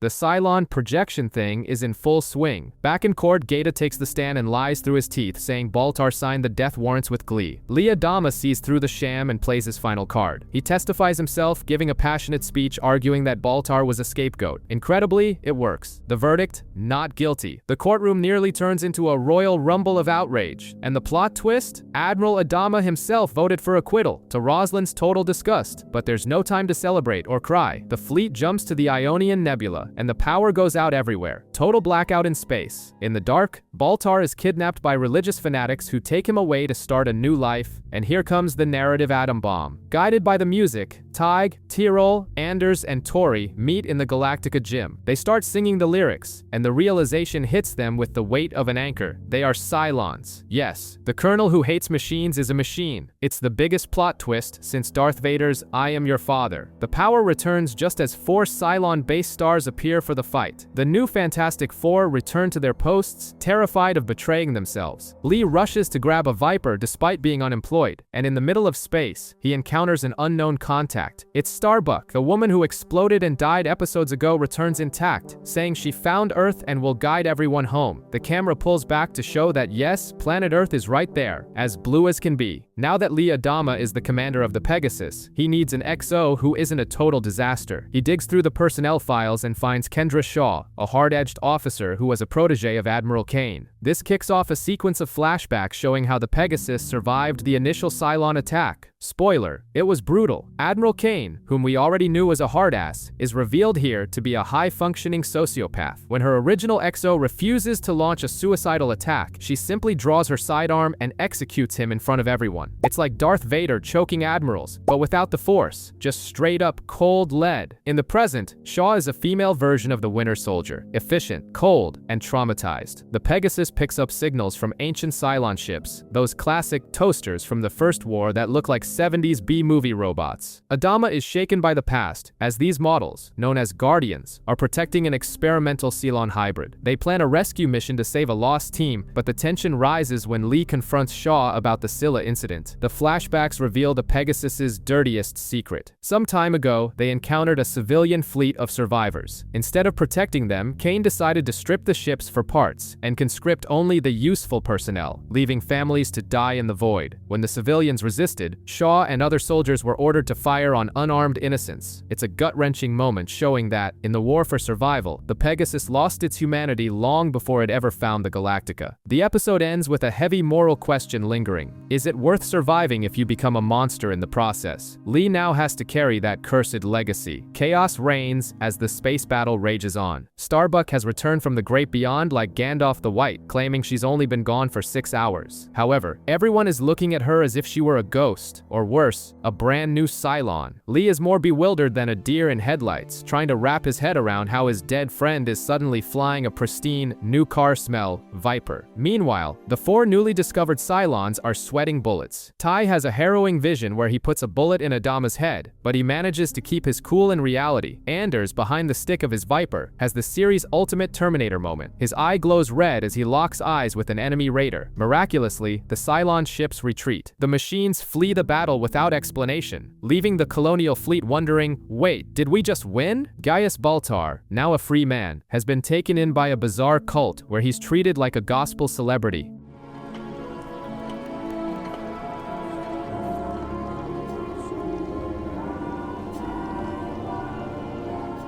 A desperate mother begs him to heal her sick son. In a rare moment of honesty, Baltar prays to God, offering his own life, the life of the man responsible for the genocide, in exchange for the boys. Shortly after, a man tries to assassinate Baltar in the bathroom, but our scientist prophet accepts death so peacefully that he ends up being saved. And guess what? The sick boy is miraculously cured. Just like that, Baltar's Messiah complex is officially confirmed. Back on Galactica, the tension between Roslin and Starbuck is at an all-time high. The president is convinced the pilot is a Cylon fraud. Starbuck swears up and down that she knows the way to Earth, but claims she's losing her mental GPS signal with every jump the fleet makes. Desperate and feeling like they are heading the wrong way, Starbuck goes rogue, breaks into the Admiral's quarters, and holds a gun to Roslin's head. Nothing like an armed mutiny to end a tense episode. She hands the gun to Roslin and throws down the gauntlet. If she doesn't trust her, shoot! Roslin, who has no time for games, pulls the trigger. But unlike Han Solo, who shoots first and hits his mark, the president's aim is more like a stormtrooper's. She misses at point-blank range. Starbuck is hauled off to the brig. Adama is livid. And to make matters worse, the fleet jumps again, causing the pilot to lose her mental Wi-Fi signal to Earth. Meanwhile, a full-blown civil war breaks out on the Cylon side. It's like a homeowners association meeting gone horribly wrong. The Cavils, number 1s, want to lobotomize the Raiders to stop them from thinking for themselves, but the 6s and other models rebel. The vote ends in a tie because Boomer, consistently on the wrong side of history, votes with the villains. Natalie, the leader of the Rebel 6s, decides to settle it with brute force. She hacks the Centurions, those classic robots that look like the Terminator, and removes their logic inhibitors. The result is a metallic bloodbath, with the Centurions gunning down the Cavils without mercy. Back on Galactica, Lee Adama hangs up his flight suit. He's trading his Top Gun life for the drudgery of politics, sharing a tender goodbye with Starbuck. As for Tori Foster, she's taking her investigation way too far, sleeping with Baltar to find out if he knows the identity of the 5th Cylon. Baltar, now in full spiritual guru mode, knows nothing, but drops the line that God loves toasters too. Ultimately, Adama decides to give Starbuck a chance, or a dose of madness. He gives her a sewage ship called the Demetrius, and a crew that defines awkward, including her husband and her ex-lover, to go hunt for Earth on their own. If you thought Cavill was dead, you thought wrong. The Cylon model resurrects with that trademark cynical smirk and pretends to agree with the Six's revolt. He promises to unbox the 3 so they can discover the identity of the final 5. But, in a plot twist worthy of Game of Thrones, it's all a trap. As soon as the rebel ships arrive at the rendezvous point, Cavill surrounds them and begins the massacre. The man has no honor. On the Demetrius, Starbuck's mission is more tedious than a road trip where nobody knows the way. They've been circling for 22 days, the crew is at each other's throats, and Starbuck remains stubborn, following visions no one else can see. In the main fleet, Lee Adama is trying to be a benevolent Senator Palpatine, clashing with Roslin and Zarek over military secrets and executive overreach. Space politics are heating up, but the real horror show involves Chief Tyrell and Callie. Callie, paranoid and convinced her husband is cheating, follows him and discovers something much worse. A secret meeting of the 4 sleeper Cylons. The shock is so great that Callie snaps. She grabs baby Nikki and runs to the launch tube, ready to throw herself into the vacuum of space. Tori arrives just in time and plays the role of hostage negotiator. She calms Callie down, takes the baby in a heart-stopping moment, and then shows her true colors. With the coldness of a soap opera villain, Tori hits the button and ejects Callie into space. No witnesses, no tracks.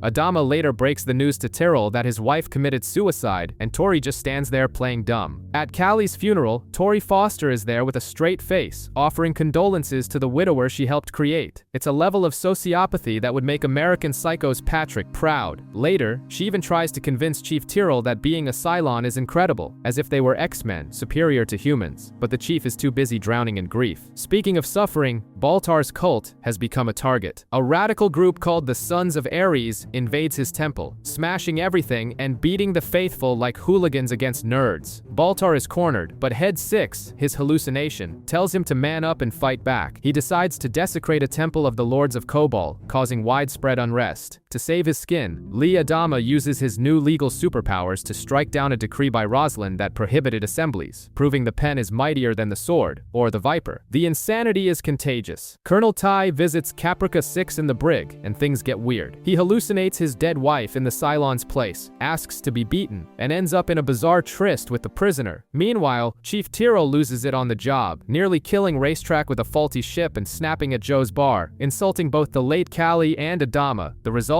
He's demoted and humiliated. The episode closes with a Star Wars moment. Baltar is barred by guards, but Head 6 lifts him by an invisible collar. The guy literally levitates, forcing his way in. He delivers a messianic speech about self-love to the crowd, while Tori watches from the back with a look that says she's already calculating the next move in her dark game. On the Demetrius, the atmosphere feels like a family vacation that has lasted way too long. 58 days in deep space, and Starbuck is obsessed, staring at star charts like Nicolas Cage in National Treasure, swearing she knows where Earth is. Hilo tries to bring the captain back to reality, but she insists that the 3rd time's a charm. However, instead of the blue planet, she finds the galaxy's #1 stalker, Liban. The Cylon appears in a crippled ship, spouting his usual talk of destiny and journeys. Instead of spacing him, Starbuck brings him to her quarters, which infuriates the crew. Anders, in jealous husband mode, tries to deck Liban, but the Cylon remains calm, offering a bizarre alliance and promising to lead them to the hybrid for answers. Meanwhile, on Galactica, Tori Foster continues her campaign for Worst Person of the Year. She finds Tyrell grieving for Callie and gives him some twisted talk about her death being God's plan, echoing Baltar's preaching. The Chief is unsettled because Tori is sounding like a religious fanatic. Speaking of Baltar, his cult is booming, preaching a form of reverse atheism. Tyrell, at rock bottom, goes to confront him. Colonel T tries to give Tyrell some get-over-it advice, but Tyrell snaps back, pointing out the hypocrisy of Ty hooking up with Caprica 6. Tyrell loses it, goes to Baltar's cult, and nearly strangles the former president in front of everyone. But in a strange twist, when Baltar visits Tyrell later to ask for forgiveness, the Chief, instead of shooting him, shakes the man's hand. Grief does strange things to the mind. Back on the Demetrius, Demetrius, things go from bad to worse. A specialist named Matthias goes to investigate the Cylon ship and explodes, a classic Star Trek red shirt moment. Starbuck thinks it was Liban's sabotage and beats him senseless, but he swears it was an accident and keeps up the messianic talk. Hilo's patience runs out. When Starbuck orders a jump to unknown coordinates based on the Cylon's tip, Hilo leads a mutiny, stripping Starbuck of her command. Tension explodes, pure anarchy in space. The mutiny on the Demetrius spirals out of control faster than a bar fight in a Tarantino movie. When Hilo tries to seize command and turn the ship back to the fleet, Anders pulls his sidearm and shoots Gaeta in the leg. Yes, he blows the officer's leg out just to keep Starbuck in power. The air is unbreathable, and Starbuck, realizing she's lost her grip, decides to take a Raptor and go alone, well, with Anders, Athena, and Liban, to find the Cylon-based star. Hilo gives her a 15-hour deadline. If she's not back, the Demetrius leaves. In the far reaches of space, Starbuck finds a ship graveyard, and bingo, Liban's base star is there.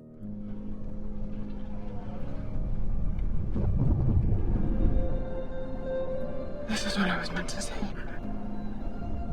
But nothing is easy. They've walked into a robotic civil war. Athena encounters other versions of herself, the Eights, who want to rebel against the Sixes. It's Cylon betraying Cylon. Tensions peak when a human resistance fighter is coldly murdered by a Six who held a grudge from New Caprica. Anders is blinded by rage and nearly kills the Cylon, but Natalie, the rebel leader, settles the matter by executing her own sister, Godfather style. She sends a message. There are no resurrection ships nearby, so death here is final. Permadeath on. Finally, Starbuck comes face to face with the hybrid, that bathtub Cylon who speaks in riddles. The creature utters a terrifying prophecy. The dying leader shall know the truth of the opera house and calls Kara the harbinger of death. Real uplifting stuff. Meanwhile, on Galactica, Rosalind bonds with a terminal patient named Emily, and the two share dreams about a boat crossing into the afterlife. It's a touching moment, but death comes for Emily, leaving Rosalind shaken and more convinced of her mystical visions. The episode ends with Hilo's timer hitting 0. He's ready to abandon Starbuck, but the Cylon-based star jumps literally on top of the Demetrius. It's the triumphant and terrifying return everyone feared. The Cylon-based star arrives at the fleet alongside the Demetrius, and Galactica nearly turns everyone into stardust. Admiral Adama has his finger on the trigger when Tai, surprisingly, tells him to hold fire. The chaos is contained, but Gaeta pays the price. His leg is destroyed by Anders' shot and needs to be amputated. The man wakes up missing a limb and traumatized, which definitely won't end well down the road. Natalie, the rebel Cylon leader, is brought to Galactica and lays her cards on the table. She wants to destroy the Resurrection Hub. Essentially, she wants to destroy the Cylons' save point so they become mortal and stop fighting, while also unboxing Deanna, number 3, to reveal the identities of the final 5. The plan is so audacious that Rosalind and Adama agree, but the bizarre dreams return with a vengeance. Rosalind, Athena, and Caprica 6 share the same macabre vision of chasing little Hera through an opera house, with Baltar acting as a guardian of the beyond. Athena wakes up from this nightmare in full paranoid mother mode, especially when she sees her daughter drawing a bunch of number 6s with a heavy The Ring vibe. Athena's paranoia reaches a breaking point in the ship's corridors. She runs into Natalie, who is just trying to be kind to the child. Maternal instinct and dream-induced trauma takes over, and Athena, without a second thought, empties her clip into Natalie, killing their primary ally right in the hallway. While Natalie's body cools on Galactica, the chaos moves locations. On the Cylon-based star, Baltar and Rosalind attempt to interact with the hybrid. The problem is, as soon as they reconnect the creature to the system, the hybrid screams, "Jump!" and the ship vanishes into hyperspace, taking the president, the cult leader, and half of Galactica's Viper pilots with it. An intergalactic flash kidnapping, leaving Adama staring at the void, not knowing where the woman he loves has been taken. The situation on Galactica is more tense than a Game of Thrones season finale. Natalie, the rebel Cylon leader, succumbs to her wounds and dies while having visions of a forest, leaving the Alliance hanging by a thread. With the president gone, the government is a total shambles. The Quorum needs an urgent replacement, and Lee Adama tries to fix things with the help of Romo Lampkin, but the lawyer is in a very unstable place. He pulls a gun on Lee in a moment of breakdown, questioning if humanity even deserves saving. After a motivational speech, speech worthy of a courtroom drama, Lee convinces him, escapes being shot, and takes over as acting president. Meanwhile, Adama is in Bad Boy's interrogation mode. He grills Athena on why she killed Natalie. She confesses she had visions of her daughter being taken, horror movie style, and ends up straight in the brig. But Adama doesn't stop there. He sends Ty to interrogate Caprica 6 to find the location of the resurrection hub. And here, the space soap opera reaches its peak. Adama discovers that Tig has been visiting the prisoner with the cameras off and drops the bombshell. The Cylon is pregnant. Ty is in shock. The heat rises. The two old friends get into a massive brawl, wrecking the office. But in the end, they accept that their lives have gone completely off the rails. What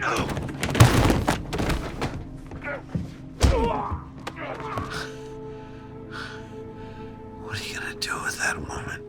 A raptor returns, battered, with data on where the Cylon ship might be. Adama, in a romantic and suicidal gesture worthy of Titanic, decides he won't risk the whole fleet. He hands command of Galactica over to Ty and stays behind in a raptor in the middle of nowhere, waiting for Rosalind to return. The man sits there reading a charred book, waiting for his love while the rest of humanity moves on. The rebel base star is jumping through space like a glitchy frog. With every jump, Rosalind has bizarre visions where she's on an empty Galactica talking to Alosha, the priestess who died ages ago. It's an Inception vibe mixed with a premonition of death. The ship's hybrid is losing it, screaming nonsense, and only Rosalind can calm the creature, leaving Baltar green with envy because his messiah touch failed. In the midst of these jumps, Hilo and an 8, a copy of Athena, come up with a suicidal plan to destroy the resurrection hub. They're going to tow powered-down Vipers to catch the Cylons by surprise. Things get awkward when the 8 gives Hilo a massage and reveals she has his wife's memories. It's the kind of cringeworthy moment that would make a marriage counselor rich. Meanwhile, at the hub, Cavill unboxes Deanna, the one with the vision of the Final Five, hoping to stop the Civil War. But Hilo's plan kicks in. All hell breaks loose in space. Vipers are launched, nukes fly, and the hub, the Cylon's backup cloud, is turned into cosmic dust. Immortality is over, folks. It's permadeath for everyone now. In the chaos, Baltar tries to convert a Centurion to his monotheistic cult, but ends up taking a bullet to the gut. Rosalind finds him bleeding out, and the moment of truth arrives. High on morphine, Baltar confesses that he was the one who gave out the defense codes that allowed the nuclear attack at the start of the series. Rosalind is horrified. She removes his bandage and lets him bleed, ready to let karma take its course. But after a vision of Adama mourning her death, she chooses the moral high ground and saves the traitor's life. The ship finally jumps back to the fleet. Adama, who was waiting in his lonely raptor, flies out to meet Rosalind. The reunion is straight out of a Hollywood rom-com, complete with a hug and finally, an I love you. It took long enough. Deanna has seized control of the base star and is holding Rosalind and the pilots hostage. Her demand is simple and direct. She wants the 4 Cylons from the Final Five who are hiding within the human fleet. Adama, who doesn't negotiate with terrorists even if Rosalind's life depends on it, has already told his son Lee to prep a nuclear strike against the hostage ship if things go south. Ty, seeing that a massacre is imminent, decides to do the unthinkable. He walks into Adama's office and confesses, "I'm a Cylon." Adama loses it. His best friend, the man who hates toasters more than anyone, is one of them. The Admiral flies into a rage, trashes his office, and orders Ty's arrest. The situation turns into a Mexican standoff. Lee threatens to blow Ty, Tyrell, and Anders out of the airlock if Deanna doesn't release the hostages. Deanna, in turn, arms her ship's nuclear warheads. Everyone has their finger on the red button, ready to turn space into one giant graveyard, when Starbuck has an epiphany. She rushes to her Viper and discovers a mysterious signal. It's a tracking signal coming from Earth. This changes everything. Hatred is replaced by hope, and humans and Cylons decide to call a truce to follow this cosmic GPS. The entire fleet jumps to the coordinates. The emotion is overwhelming. They arrive in the orbit of a blue planet. Adama announces that the journey is over. They descend to the surface, ready for parties, hugs, and champagne. But the final plot twist is devastating. Planet of the Apes style. They find a city, yes, but it's a desolate, ash-covered, radioactive ruin.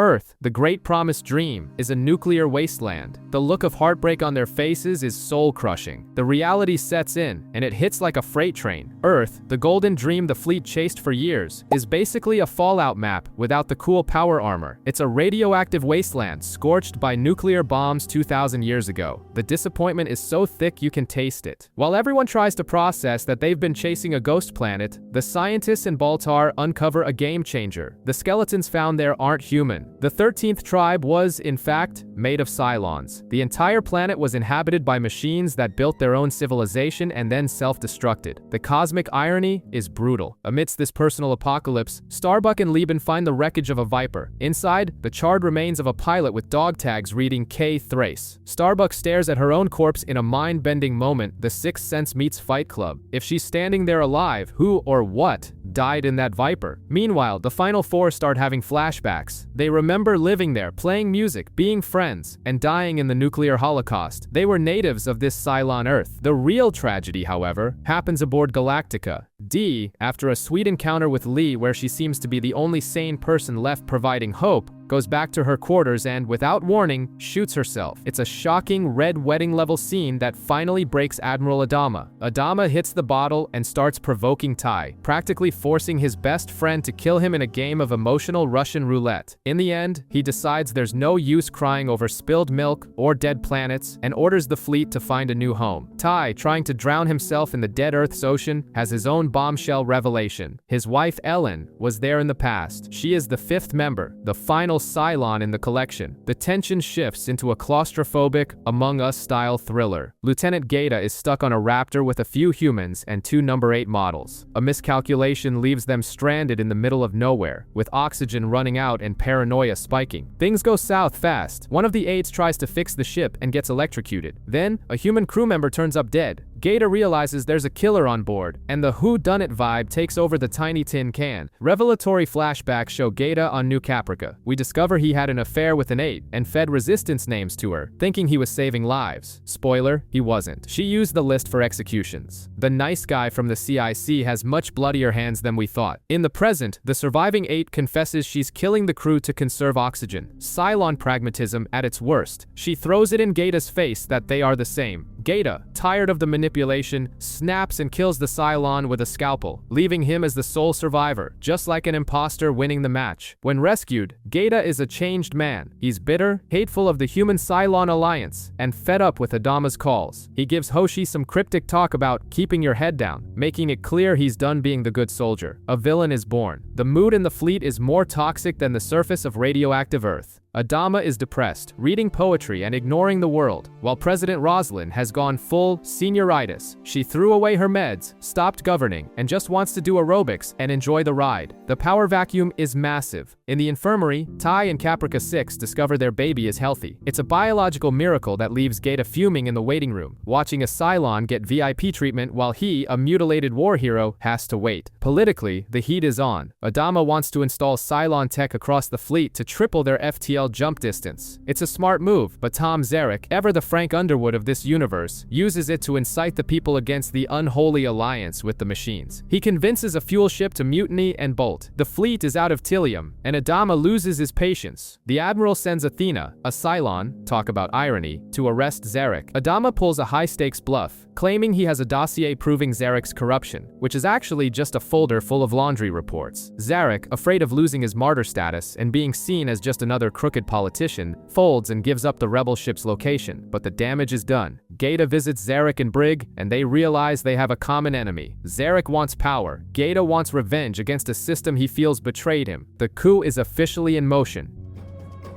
You go.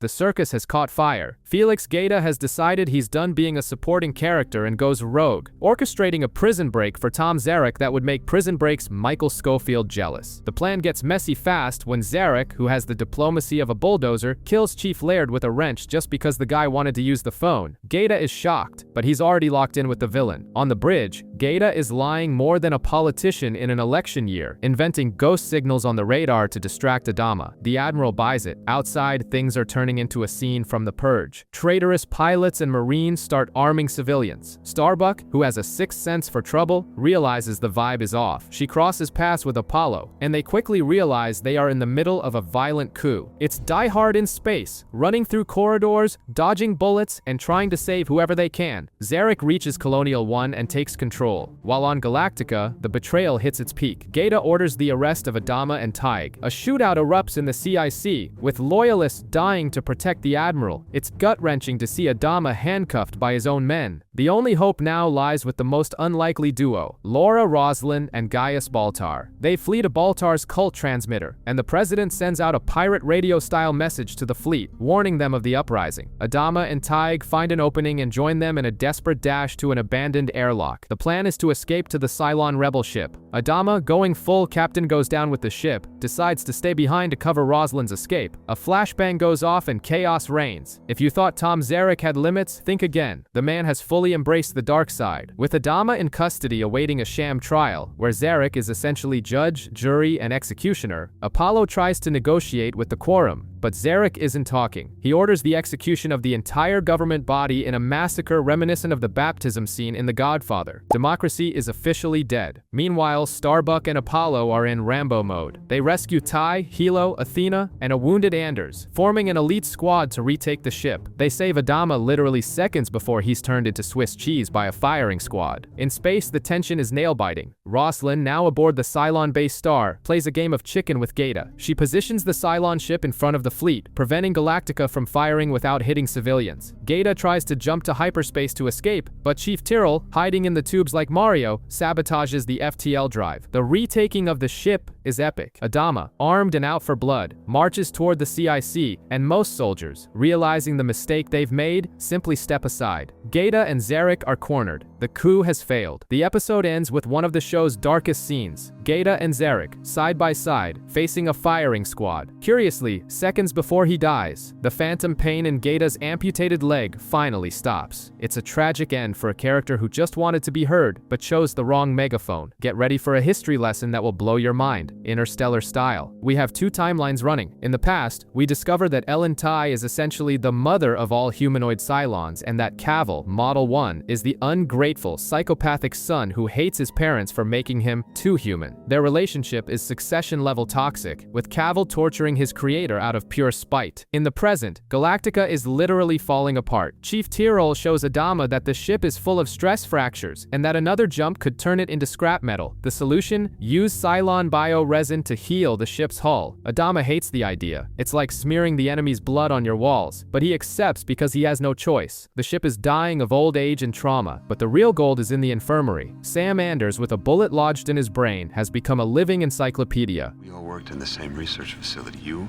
and Ellen, you were married then too. You two lived together. We invented it.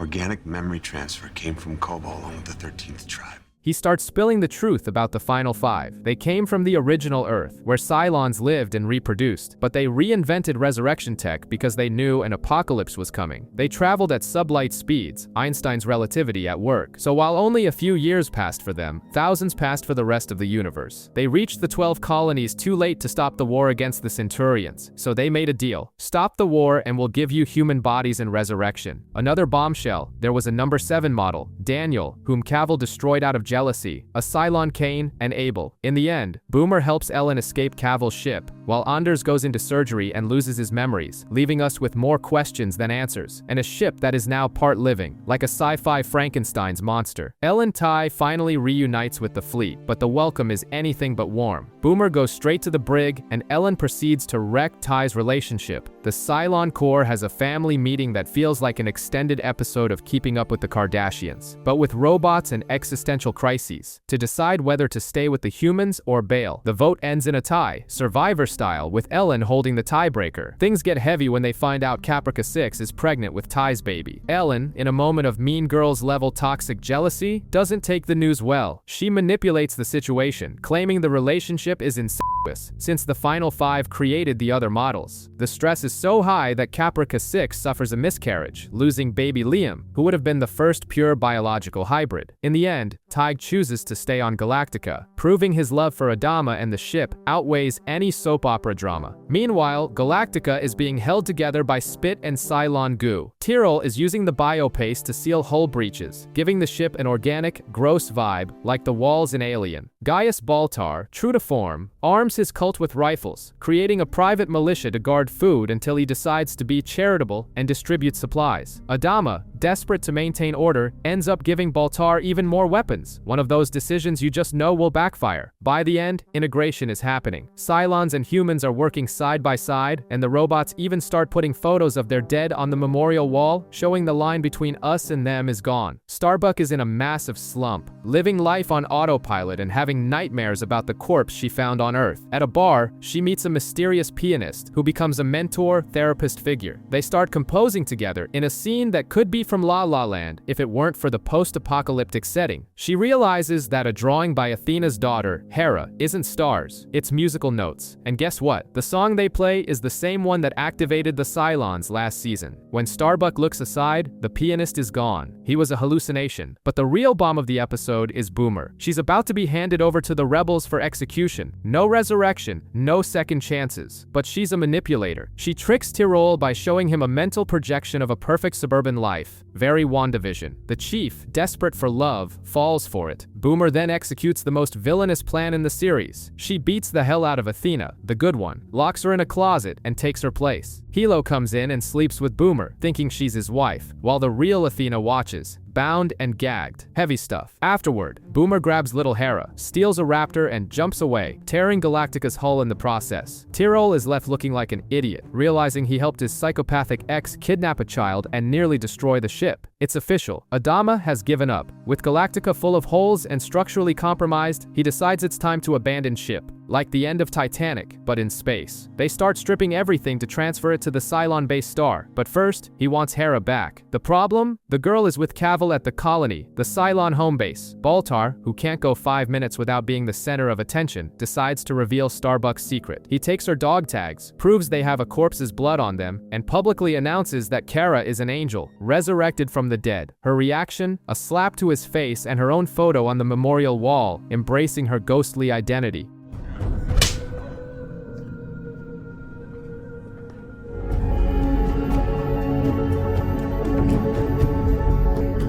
On the villain side, Boomer is taking Hera to Cavil. On the way, there's a sweet and bizarre moment where Boomer can't bring herself to sedate the guy, and they share a mental projection of that dream house. The little girl, being a hybrid, has projection powers. Despite her heart being tugged, Boomer delivers the child to Cavil. In Galactica's infirmary, they try to plug Anders, Starbuck's vegetable husband, into the ship's systems, turning him into the fleet's version of a Minority Report precog. He starts babbling, but he seems to have taken control of the systems. The episode ends with a funeral vibe. Adama and Tig share one last toast, accepting that the old Galactica, their home for so long, has reached the end of the line. The desperation is real. Flashback time. Before everything blew up, we get a superhero origin story sequence. We see Adama hating the idea of a desk job and polygraph tests because his place is on the front lines. Baltar is dealing with family issues, but Caprica 6 fixes it by shipping his father off to a nursing home. Rosalind, before becoming the badass president, was living a quiet life until she lost her entire family in a car accident, pushing her into politics. And of course, we see Lee Adama's first meeting with Starbuck. The chemistry is instant, but it's awkward because she was dating his brother. It's a space opera in every sense. Back in the present, the situation is dire. Galactica is being dismantled like a car in a junkyard to equip other ships. Adama decides to go all out. He grants a general amnesty to the coup plotters, and even lets Tyrol out of the brig. Why? They need everyone for a suicide mission, rescuing Hera from Cavil. It's an Avengers Assemble moment, except everyone is depressed, and the ship is falling apart. Adama forbids Dr. Coddle from going because someone needs to stay behind if things go south, but he takes volunteers, including rebel Cylons and a Rosalind who can barely stand. They track the villain's base, the colony, which is parked dangerously close to a black hole. It's the perfect setting for an epic final battle or total disaster. This is the final showdown, Return of the Jedi style, but much darker. Galactica launches a kamikaze attack directly into the Cylon colony. The plan is insane. Anders hacks the enemy systems and shuts down their hybrids. The ship rams the structure and the fighting moves to the corridors. Boomer, in a moment of conscience, saves Hera and hands her to Athena, but there is no forgiveness. Athena sends Boomer to the other side without a second thought. Meanwhile, the Opera House prophecy finally unfolds in real life. Rosalind, Athena, and Caprica 6 run through Galactica's halls with Hera, and everything happens exactly as in the visions, ending in the CIC. Baltar, in a rare moment of heroism inspired by his imaginary angels, convinces Cavil to stop the war. They strike a deal. The humans keep Hera, and the final 5 give the Cylons resurrection tech. It looked like a win, but then comes the most tense plot twist of the series. While the five are downloading the data and sharing memories, Tyrell sees that Tori killed his wife, Callie. He snaps, breaks Tori's neck right then and there, and the deal goes up in smoke. The shooting starts again. Cavill realizes it's over and takes his own life. To make matters worse, a stray explosion launches nuclear warheads into the colony. With everything falling into the black hole, Starbuck has to jump the ship now. She enters coordinates based on the song that's been in her head forever. Galactica jumps, and boom, they arrive at a blue planet teeming with life. They found our Earth, but 150,000 years in the past. Adama and Lee decide to ditch the tech. They will abandon the ships, mix with the primitive humans, and start from scratch.